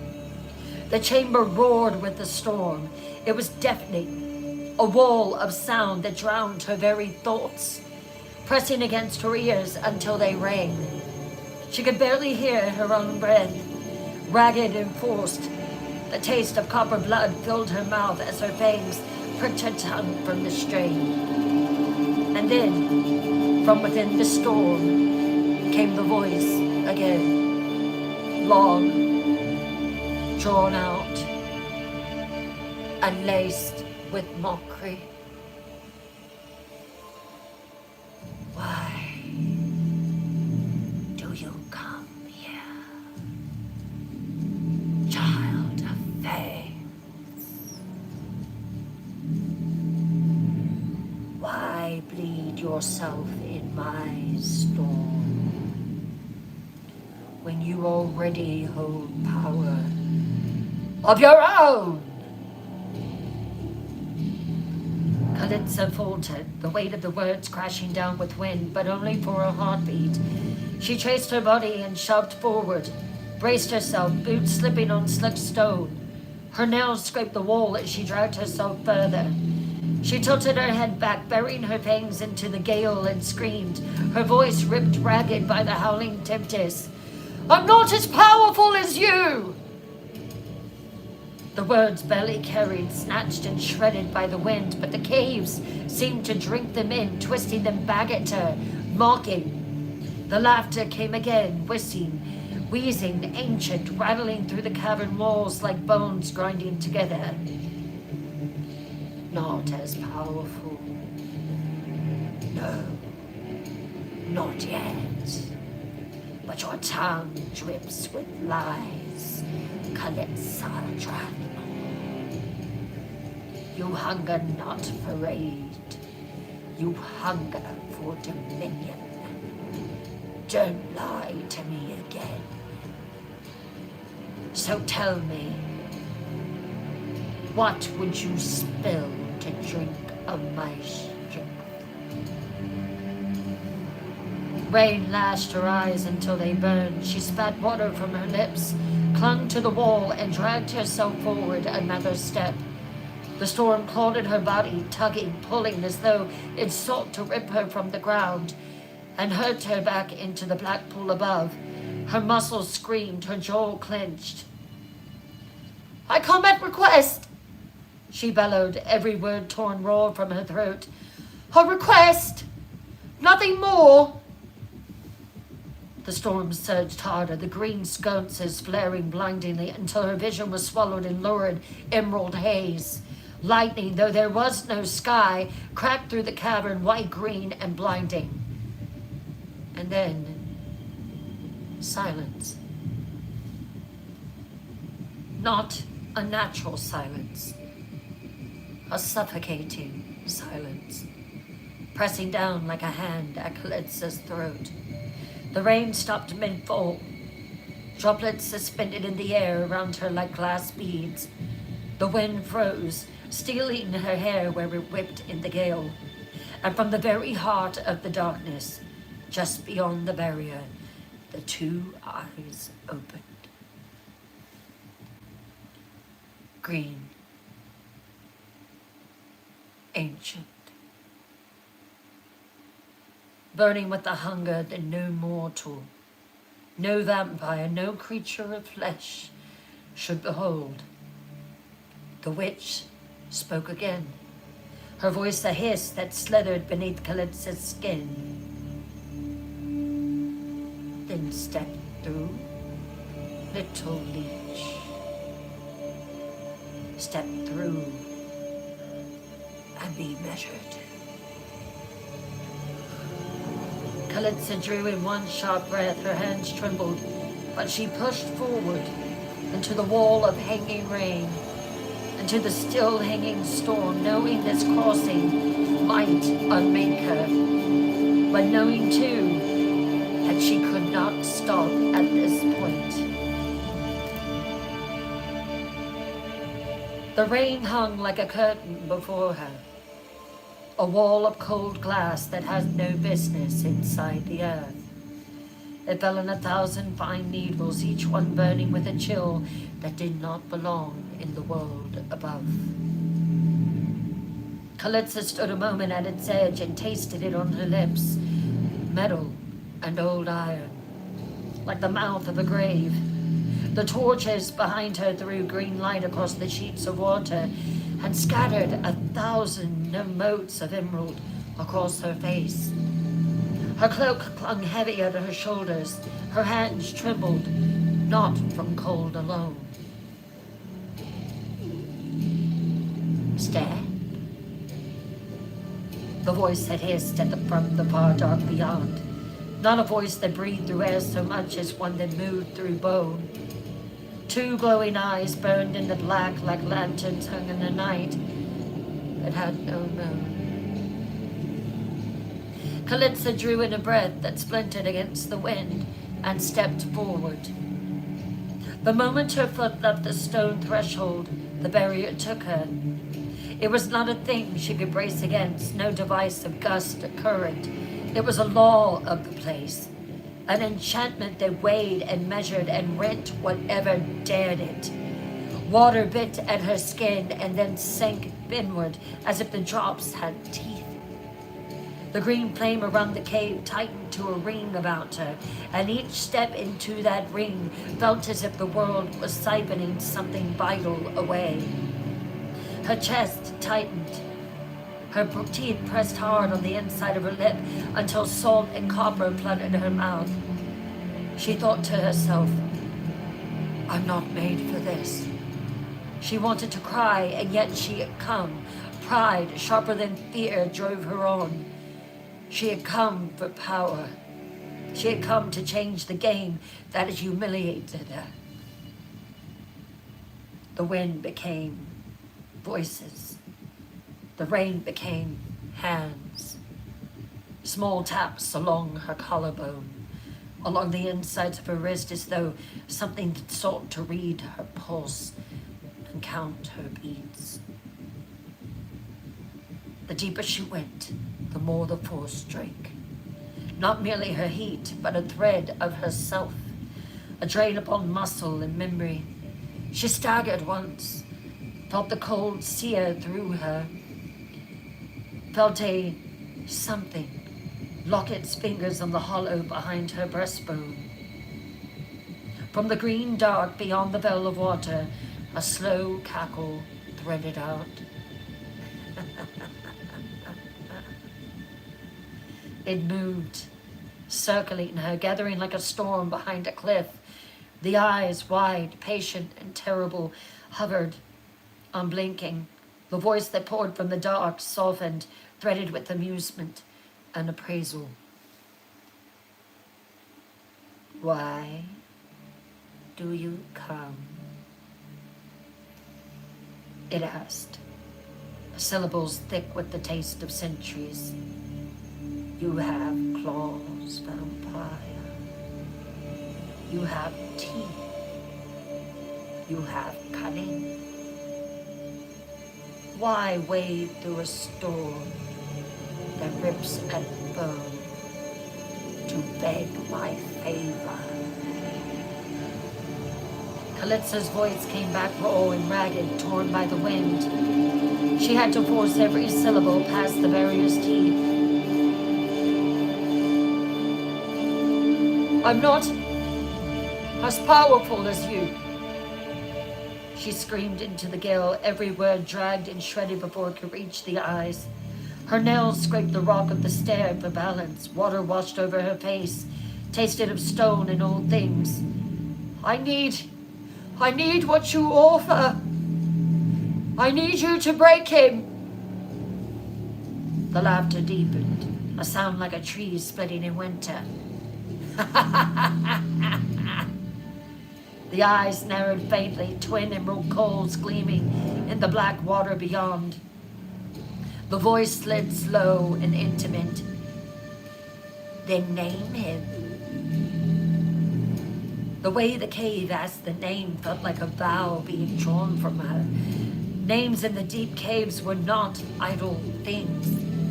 They were keys and knives. Kalitsa called through the rain and pressed her lips together until the copper on her tongue steadied. Lord Veyron, she shouted, the syllables blown clean from her mouth into the wailing dark. Her rage made the name a blade. The monster that they would bind me to. The words came jagged and hot. He will marry me in 3 nights, and I will be his thrall. I will be forced to wear his grotesque jewels, to bend to his hands, to open myself to that rat. She swallowed the rest like bile. That man, he cannot have me. Silence swallowed her for a heartbeat. Then the cave breathed and the voice chided, mild as a surgeon's scalpel. You do not ask for chains to be lifted. You ask for blood to take a vampire's life. Do you know the repercussions of that? Yes, I do. The reply left her on a sob. The bearer tried to turn the sound back into stone and spit it out. It hurt. Her knees trembled. Her fingers clenched at the stair until her nails bit furrows into the stone. I want you to take him. I want you to kill him. I want you to burn his name from the land so he never touches me. The eyes narrowed. For an instant, Kalitsa thought she saw a flicker in their light. Approval or the calculation before a hunt. The voice, when it answered, was close enough that the droplets hanging in the air quivered as it struck. You come asking for another's death. What do I get in return?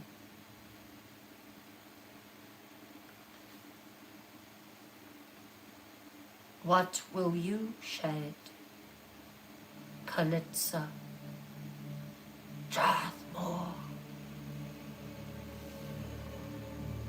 Heat flared in Kalitsa's chest, not the comfortable heat of vanity, but a wild, ugly thing.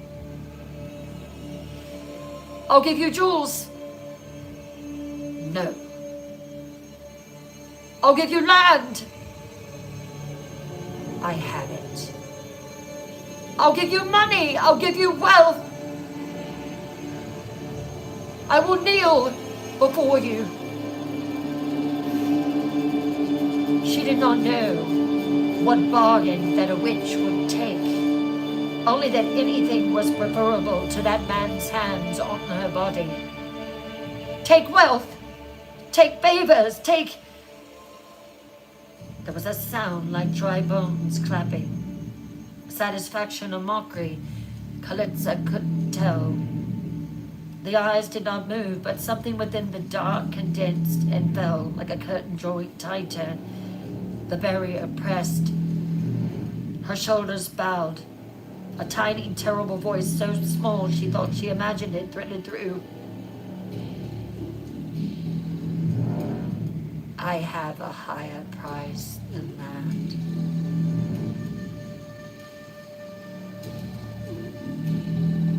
Kalitza felt the phrase like a blow to her gut. Her breath hitched.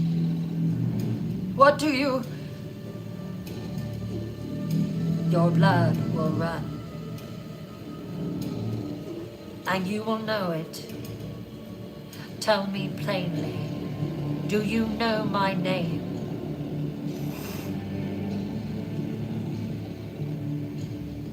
Morinth.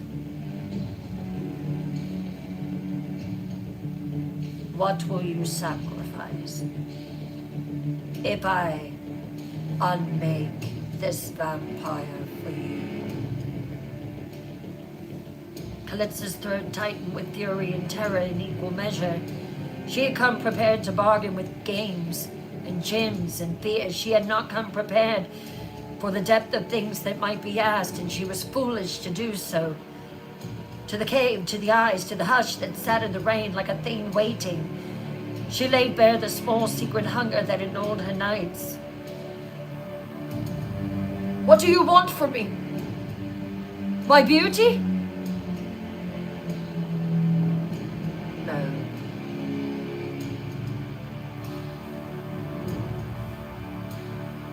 There was only silence.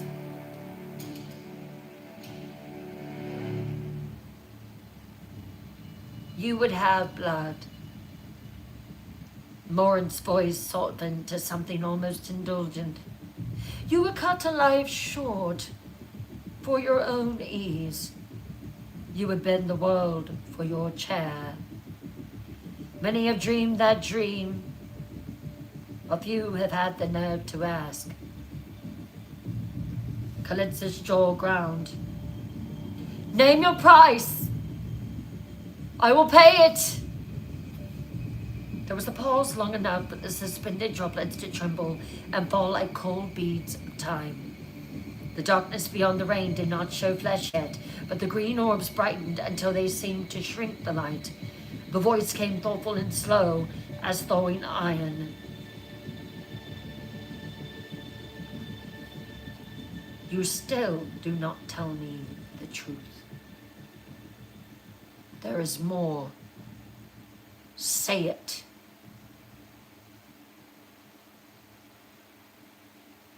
I want another man. Lord Ulrich. And the girl who stole his heart. How do you... Do you not think I know why you came here? You are conceited. You are arrogant.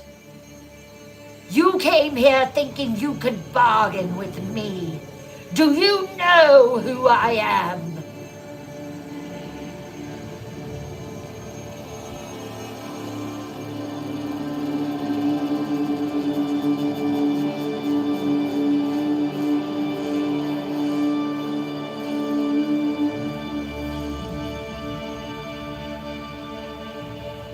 I will not have your baubles. I will not have your trinkets. I will not have your borrowed wealth that you plan to take after that vampire's death. But I do have something I want. I want what you will treasure more than anything.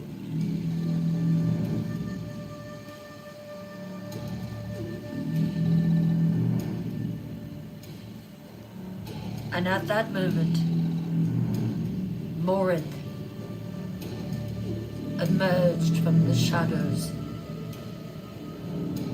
Her body was cloaked in a shifting mass of serpents, each one writhing, hissing, their scales slick with some dark sheen. Her flesh was wasted and stretched thin, as though her bones burned with a fire that refused to let her rot.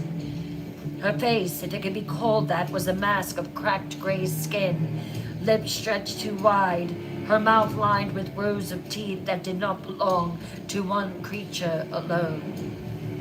The snakes coiled around her shoulders and arms, around her waist, striking out at Kalitza, trailing behind her like a gown of the damned. Kalitza stumbled back, her hand clutching her breast. Morinth's clawed hand shot out. I will take the one thing that you will treasure most. And what is that?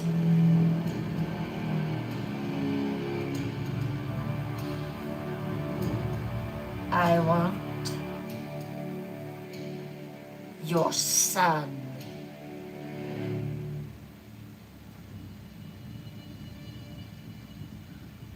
I what? You heard me. Kalitza reeled as though struck. She laughed, a sharp, disbelieving crack that rang against the cave walls. I have no son, she spat. You lie. I will not marry that man. I will not have his children. I do not talk about that child.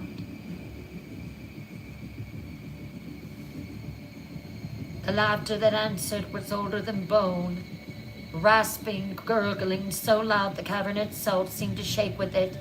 And then out of the shadows, Morinth's clawed hand shot out like lightning and clamped Kalitza's belly. Kalitza gasped, choked, tried to wrench free, but the witch's grip dug deep, burning through flesh, as if sinking into her very womb. Look, Morinth whispered, dragging her forward, pulling her across the slick stone to the edge of a pool. Black water lay still as glass, but when Kalitza was thrust above it, the surface rippled and bled with green light. The witch leaned close, her voice a hiss of death and prophecy. Life and death. Aidan Blackstone, beheaded as you watched. A seed within stone. You carry the black stone heir, not dead, not gone. Aidan's blood grows in your womb.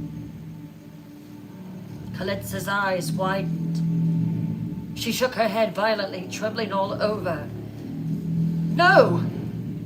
No, you lie! That's impossible! I would know!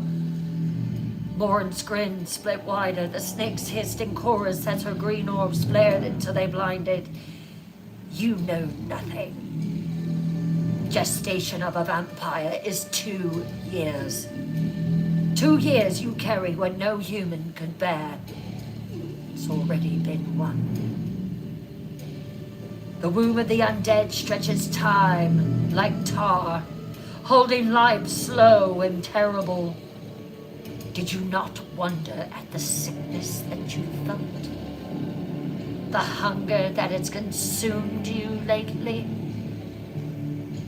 The pull in your veins? Kalitsa's hands trembled as she looked into the pool. The water deepened, sharpened, and then she saw it. Her own pale body reflected back. Her stomach glowing faintly green beneath the skin. And inside, small, curled, a flicker of life. A small heart beating faintly.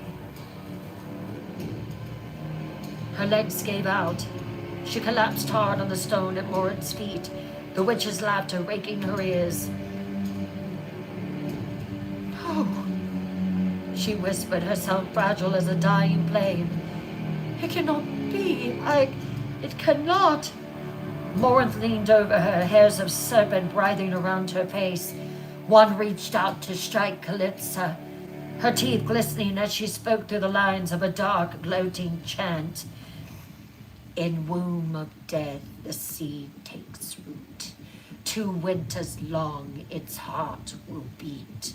Blood of black stone, sharp as the blade. An heir is formed in shadow's womb. A throne unsealed, a crown remained." Kalitsa's breath hitched, her emerald eyes filling with terror. Morin's claw pressed harder into her belly. "Your child is the price, Kalitsa Strathmore. He will be mine. I will raise him.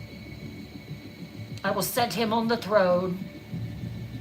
He will wear the crown his father lost." Kalitsa collapsed against the stone, her nails scraping uselessly, her pride torn to shreds. And then the witch said.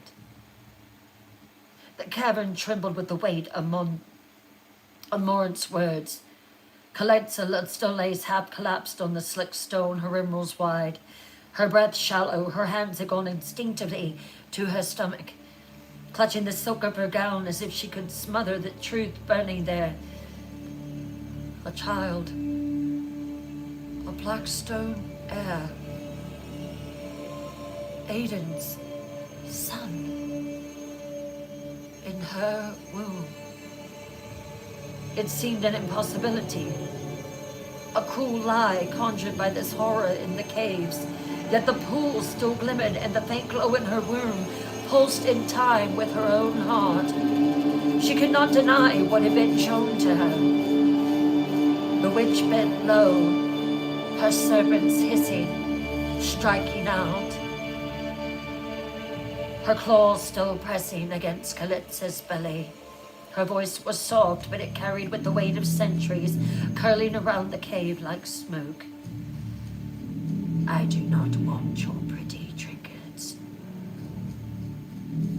I do not want your pretty jewels. I want your son."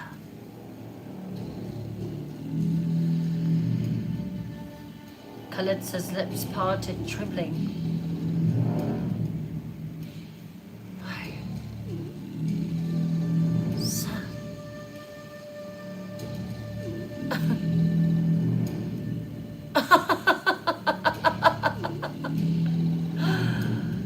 She put her hand on her stomach. "Aiden Blackstone's son."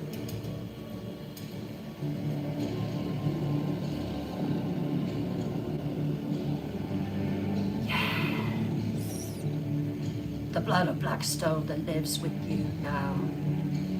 I want him by my side. I will raise him in my shadow. I too have a stake in this. Do you know why I ended where I did? No. Lord Eric Volton cursed me to live in this place, and I swore that I would rule.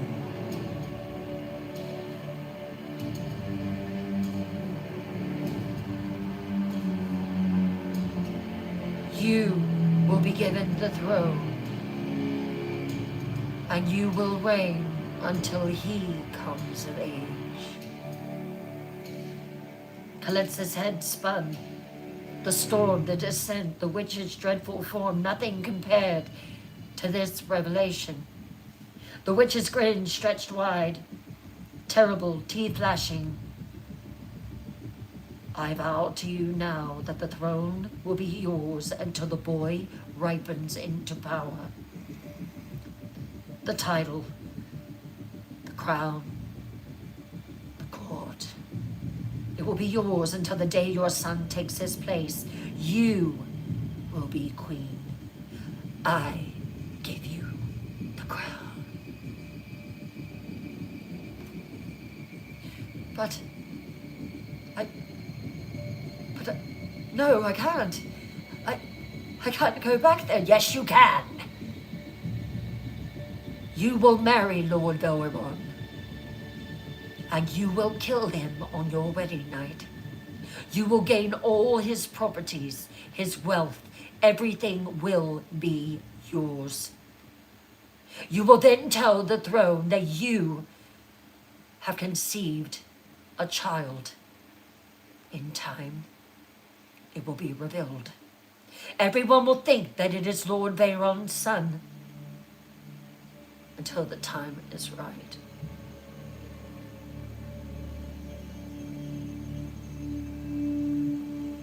The words cracked like thunder inside Kalitsa's skull. For a moment, she could hear nothing but their echo. You will be queen. Her knees wobbled beneath her and she nearly sank again, but then something hot surged through her veins, scorching away the fear. Her breath steadied and her nails curled against her palms. Slowly, deliberately, she pushed herself upright, swaying but rising all the same.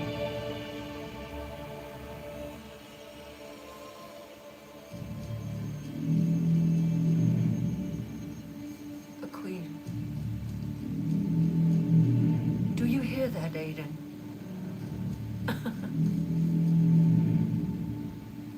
Carry your blood.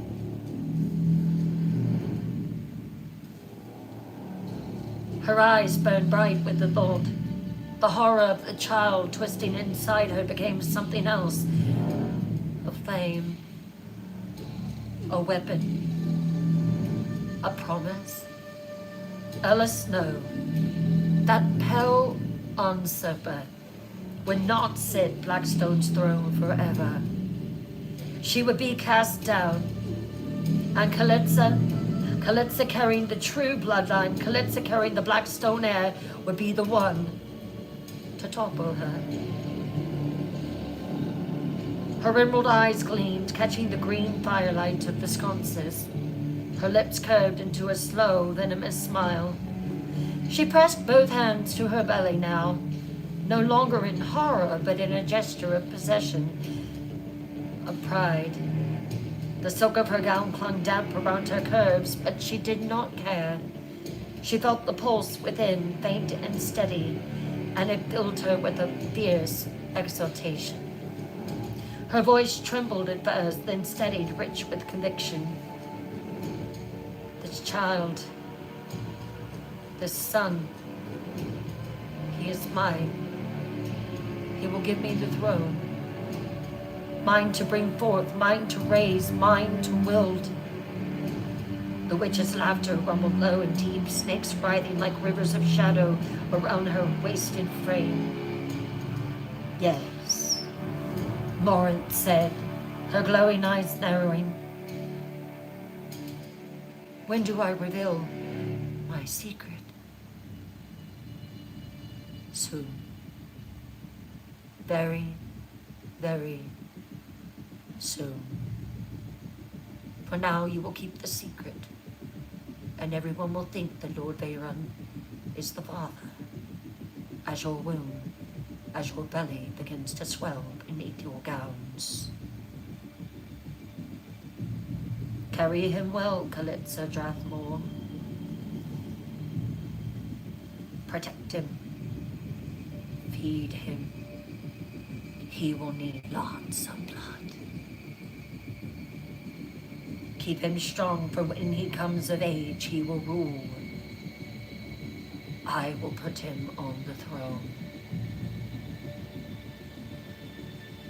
How will I become queen? Time will tell. But it will happen.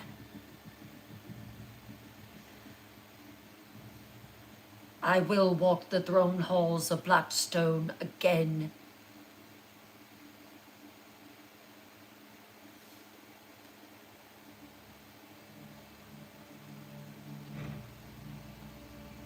Kalitza stepped closer to the witch, her gown trailing water across the stone.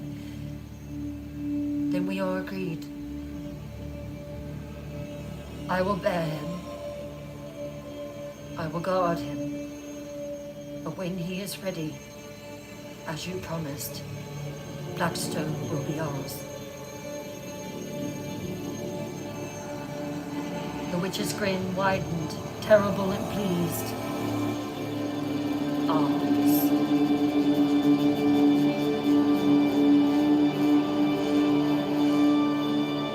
Kalitza turned her eyes away from the witch and fixed them on the glowing pool, where her reflection stared back, hollow-cheeked, drenched but smiling, with the dark triumph of one who knew her weapon had already been forged. Ella Snow. She whispered her name, curling off her tongue like venom. Your reign is already ending.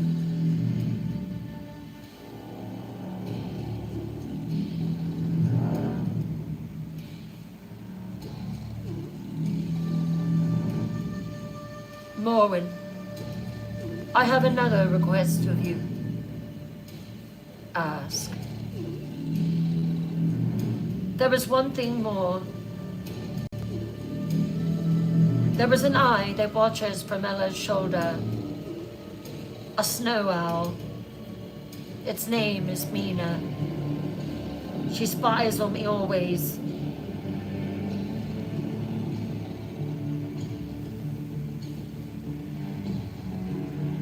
It's not a bird. I knew it. Who is it?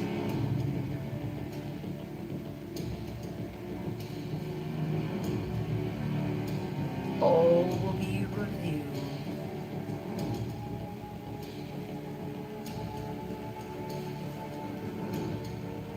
I will do you a favor.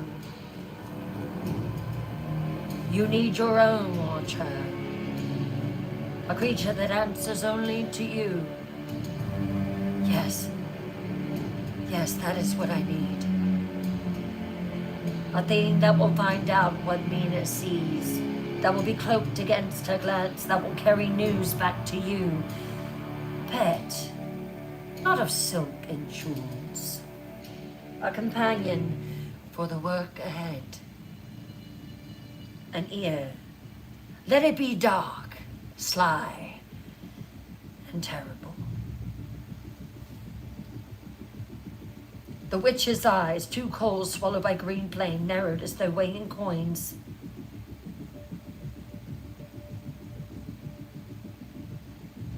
Oh, yes. I have just the thing.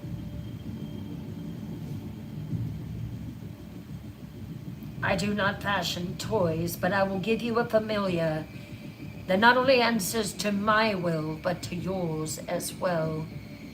That is right, Kalitza Drathmore. I will have my eyes on you. And if you try to break your bargain, you will suffer as no vampire has suffered before.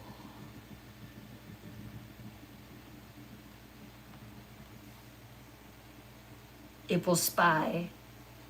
It will rip. It will carry blood as proof. And it will not be content with crumbs. It will drink blood. You shall not own it wholly. You will bargain with its nature. And remember, a familiar that watches an owl will be noticed by other watchers. The game deepens. Let it be noticed only by those I wish noticed. I will share its loyalties. I accept whatever edge it brings. Morwen hummed a long, coiling sound. She reached outward, and the air around them thickened. Motes of green light peeled from the walls like insects drawn to flame. The snakes along her arms stirred, and where her fingers pointed, the pool's glassy surface trembled. From the shadow above the pool, another movement answered, a shape born of night. It broke from the dark like a cut of oil into moonlight. A bird, the size of a man's forearm, all black feathers and hard angles. When it turned its head toward Kalitsa, rings of red flared in two small eyes like coals that had been struck and cooled into heat. The bird landed on the tip of the pool with a sound like folded leather, then hopped, then straightened, and with the arrogant tilt of conquerors, it lifted off the stone and landed on Kalitsa's shoulder, talons closing around the damp fabric. Kalitsa felt the weight and was startled by a wild, quick pleasure. The raven's feathers were colder than iron under her cheek. Red eyes seared at her like two tiny suns. Morwen spoke the name as the bird hopped, testing its perch. His name will be Nyroth. He is loyal to me too, Kalitsa.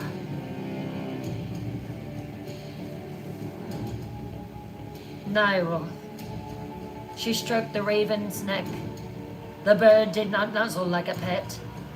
It watched like a cavern, eyes sharp and bright, and when it flicked its gaze up to meet Morwen's, something like a contract shimmered in the air between witch and bird.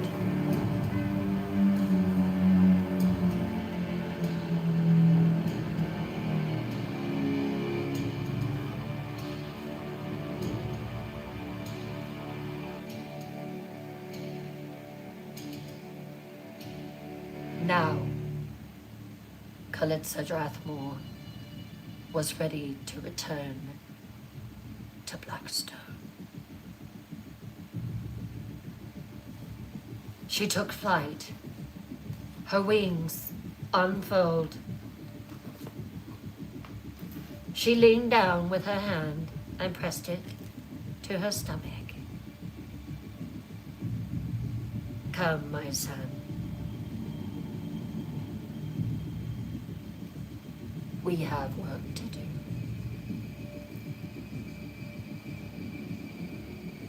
And that is tonight's reading of The Crimson Queen.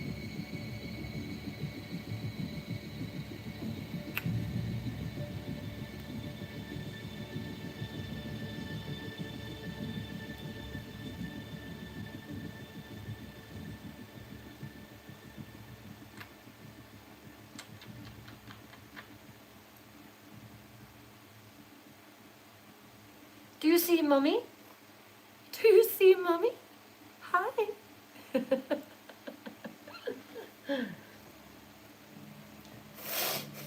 I hope you have enjoyed this reading of The Crimson Queen. Her name is Citrine.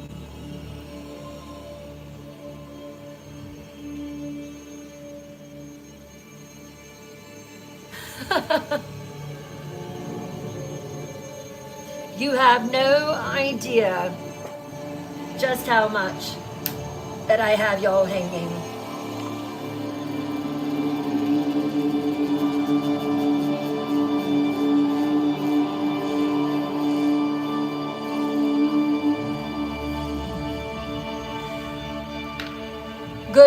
Good night, Sandra. Good night, good night, good night.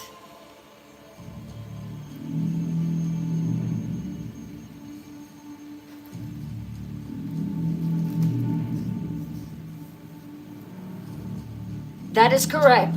Aiden was Ian's older brother, Vampire King, until Ella killed him. Yes.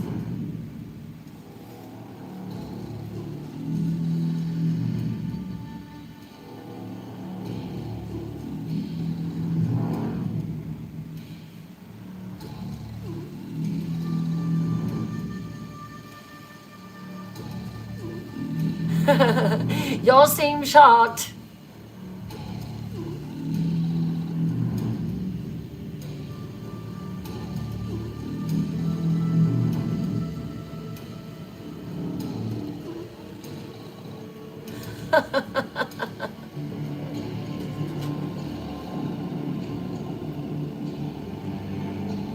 Oh, it is. It definitely is. I hope that everyone enjoyed it.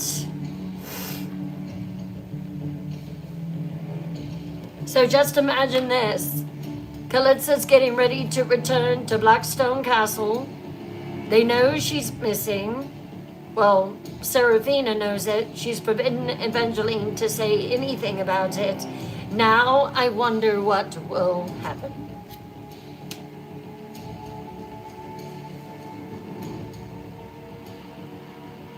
Exactly. Thank you, Rhonda. Thank you, thank you. So kind, so kind, so kind. So when I was writing this part of the book, and I've been working on this part for about 2 weeks, I had to do a lot of research on it, on vampires supposedly being able to bear children and everything. I created my own thing about it, a gestation of 2 years, because it is immortal, but a vampire can conceive. Oh, I know, right?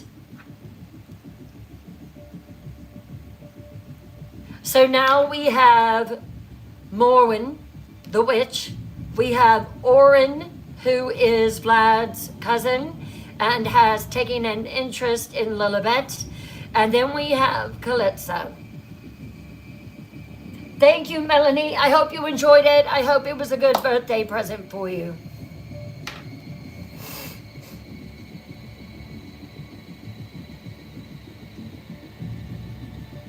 Thank you all for being here with me tonight.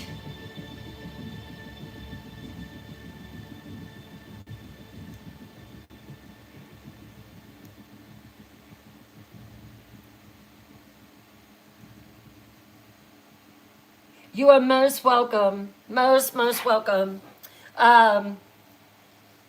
Yeah, so just hang tight. You have no idea what's coming. Just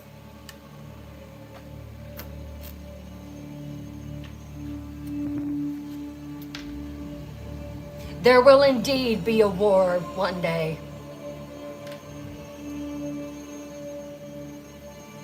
So glad that you all enjoyed it. All right. So, hello, Scare Hunter.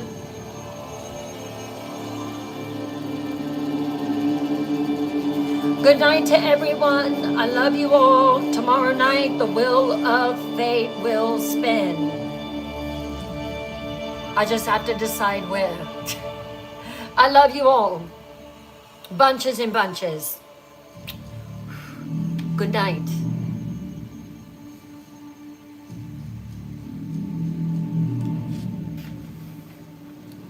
Good night.